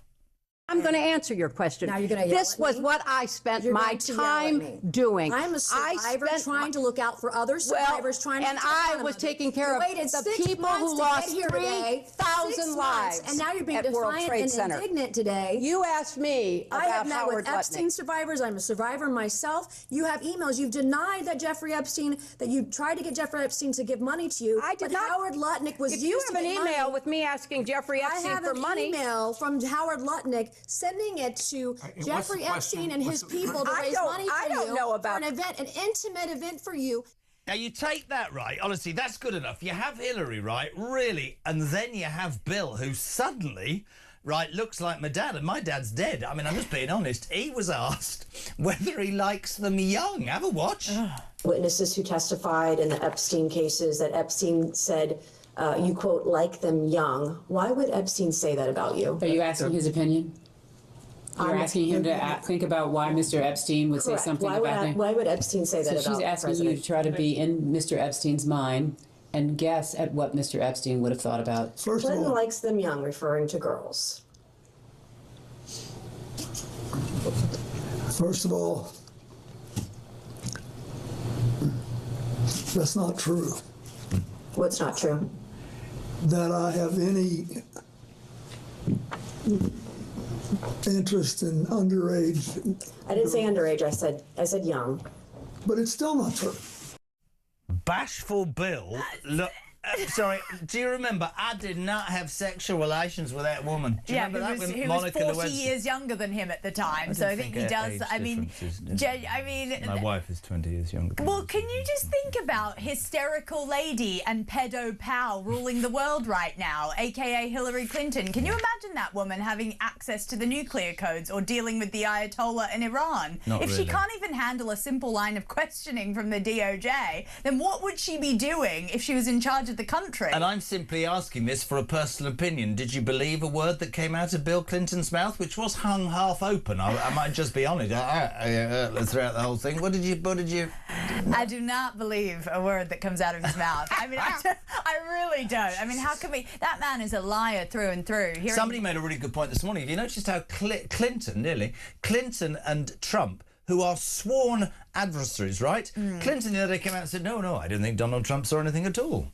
Really? Wow, I think we've lost Andrew and Mandelson and maybe more. I think that some of these huge people in America are also in trouble. I don't think this is going away. What's interesting is there was another line of questioning there where they ask about, I know we haven't got too much time, but they asked about Jeffrey Epstein and his mental state at the time of his death. And Bill got very strange about that. He didn't want to answer questions about whether he was suicidal, etc. So Clintons have a lot to answer for in general.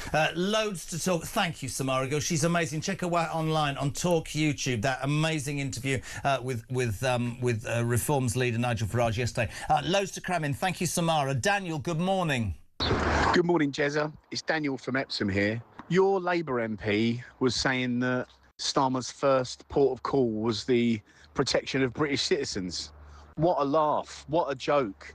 We've got men from the third world flooding into our country every day, committing sexual assault, rape, murder, violence. There's a story every single day in the newspaper about these unwanted newcomers committing horrendous crimes. If he felt that passionately, Starmer, he would have stopped the boats.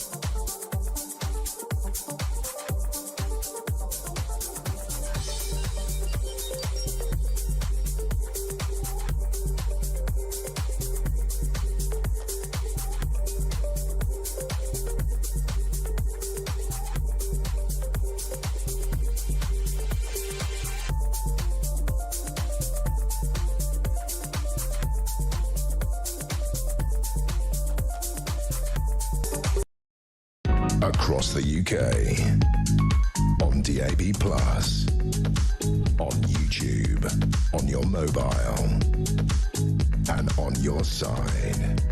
This is Talk. Welcome back. 9:45. We're live across the UK. This is Talk. It's the home, of course, of Common Sense, the home of Alarm Clock Brits. Thank you for your involvement. Sue says if these vigils to a tyrant who has contributed to the terror attacks and deaths of our citizens are allowed to go ahead on the streets of London, it proves where Labour and Khan's allegiance lies. There should be a strong military and police presence to round up and identify each and every one of these parasites on our soil, says Sue. You know who one of them will be? He's on camera. Morith Ali, the deputy leader of the Green Party, out there supporting this horrendous regime who ruined thousands of people's lives, committed terror the length and breadth of the world. That's the reality. I'm delighted to welcome our next guest. Really, really delighted. Yosef Haddad is an Arab-Israeli journalist. You're very welcome to Talk Breakfast, Yosef. How are you? Thank you very much for having me. We are feeling good, strong, and we are behind our army until we win, and inshallah we change the regime and make the Middle East a safer place for everybody, and in fact making the Western world a safer place. Well, I wanted to start with a comment that was given to me yesterday, which I think is very interesting. I am unapologetically always very outspoken in my support for the Jewish community. I find any, and I mean this, I find any racism abhorrent, but I fail to understand that we live in a world that quite rightly comes down hard on racism over the colour of your skin, but somehow anti-Semitism is never given the same credence, and I think it's disgusting. I just thought yesterday how ironic that all those whinging left gits who love to vilify the Israelis, right, and then Israel is part of a procedure along with America that has freed millions of oppressed Muslims, right, from the Ayatollah's control. But you won't get any thanks, will you? None at all. Not at all. Not at all. But, it's also even ironic because when Israel actually attacked, the anti-Israel people, the anti-Semites, and the terror supporters said, how dare you, Israel, attack on Ramadan? But guess what?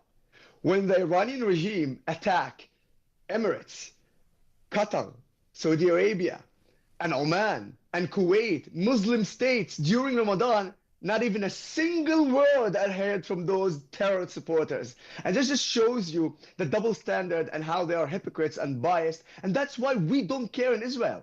I want to send a clear message. We don't care. And you start talking about, racism and anti-Semitism. Let me tell you something about my country. I'm not a Jew. I'm an Arab, Christian. And in Israel, you have 2 million Arabs living in Israel.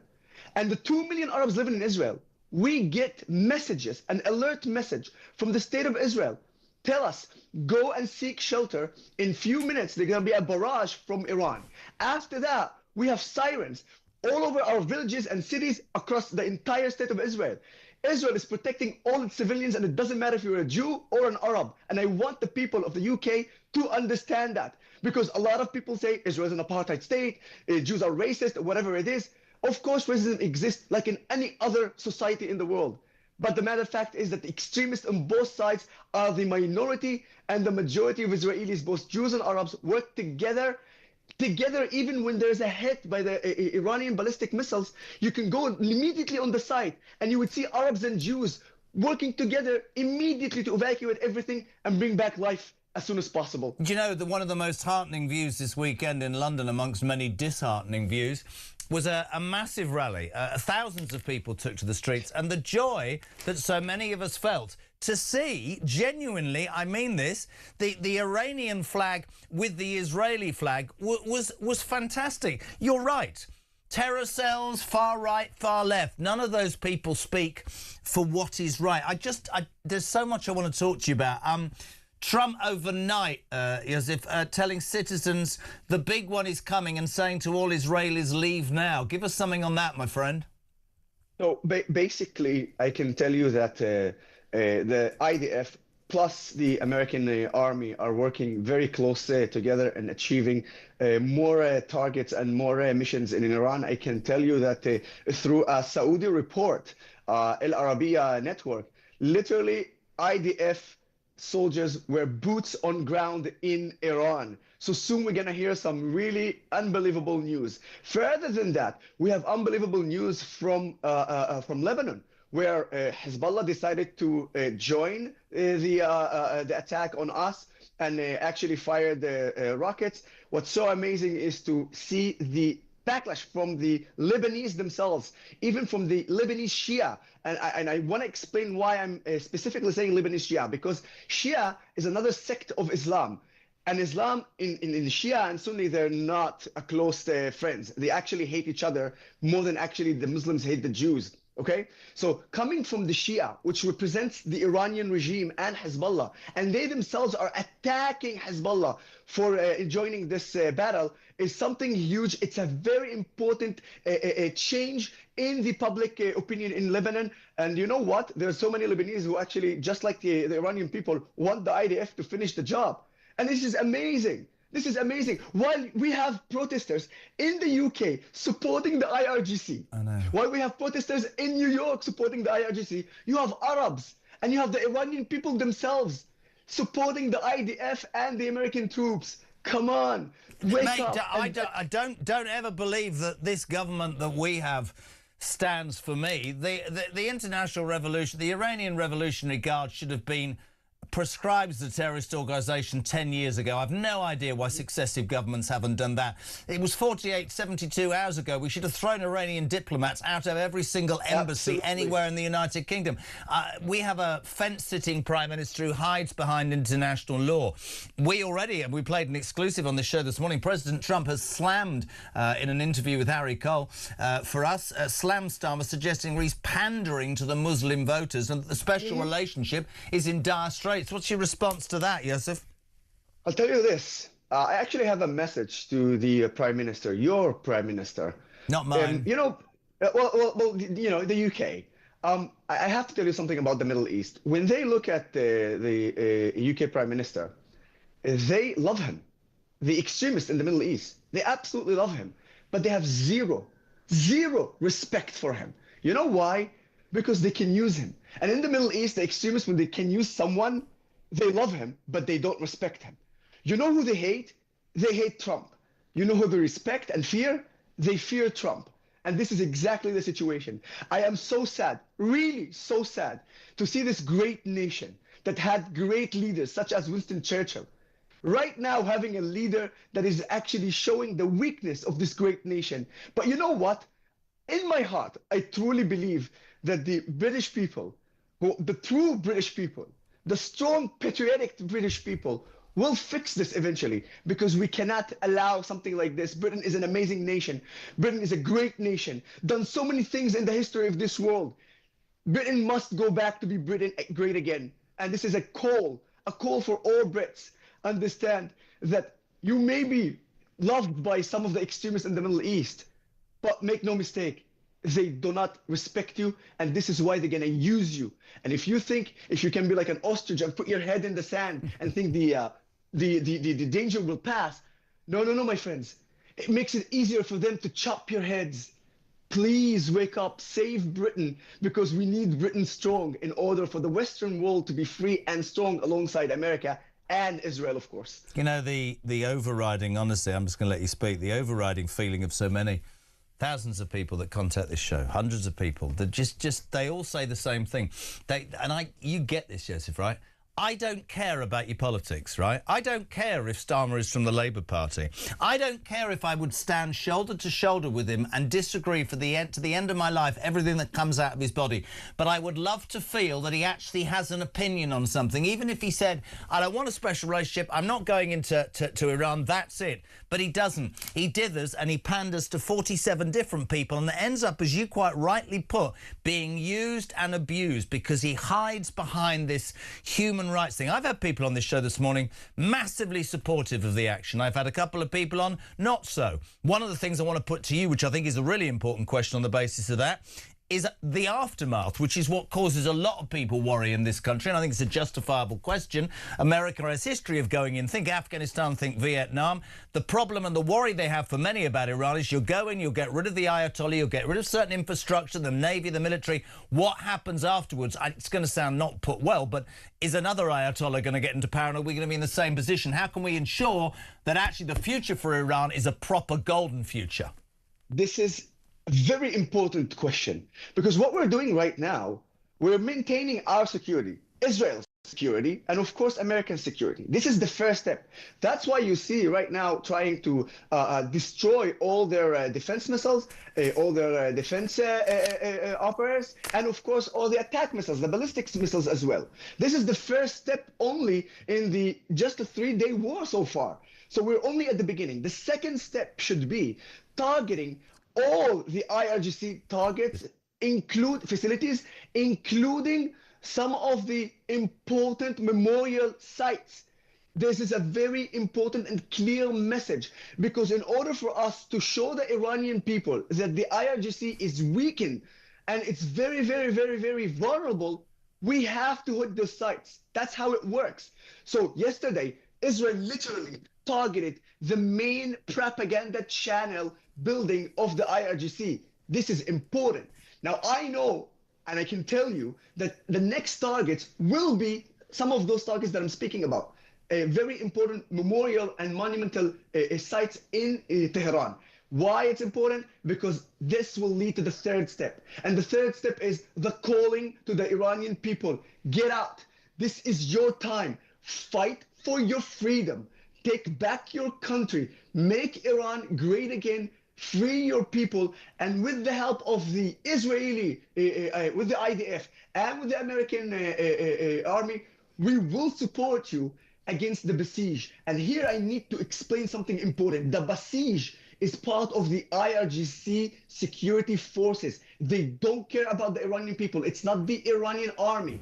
This besieged, this unit of the IRGC, their whole mission is to protect the revolution of the Islamic Republic of Ali al-Khamenei. This is why we must help them and attack from the air, the besieged, in order for the Iranian people to continue and free their country, free Iran, free the Middle East, and then inshallah we will have coffee in Tehran and Iranians can have coffee in Tel Aviv. You are welcome on this show any damn time. Joseph Allen, thank you so much indeed. Arab-Israeli journalist, wrapping breakfast on Tuesday the 3rd of March. We stand by for Alex Phillips, then it's Ian, then it's, oh yes it is, Kev O'Sullivan on Drive. I'll see you tomorrow morning at 6 o'clock at your place, the home of common sense and the home of the alarm clock Brit. We'll say a very good morning to Dan. Morning, Jeremy. It's Dan from Kent. Our country's in a bit of a crisis at the moment with the economy, Russia, Ukraine, illegal immigration, and now the Iran.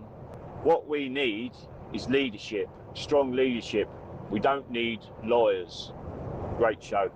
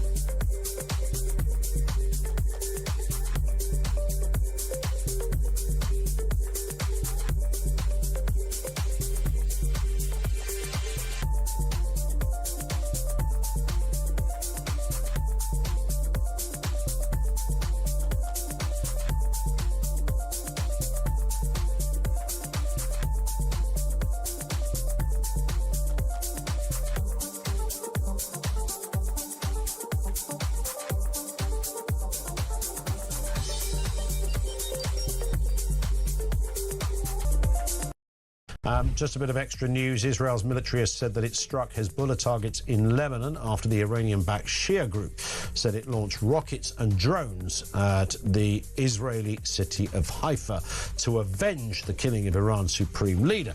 Lebanon's health ministry said 31 people were killed by Israeli strikes in Beirut, southern suburbs, where Hezbollah has a strong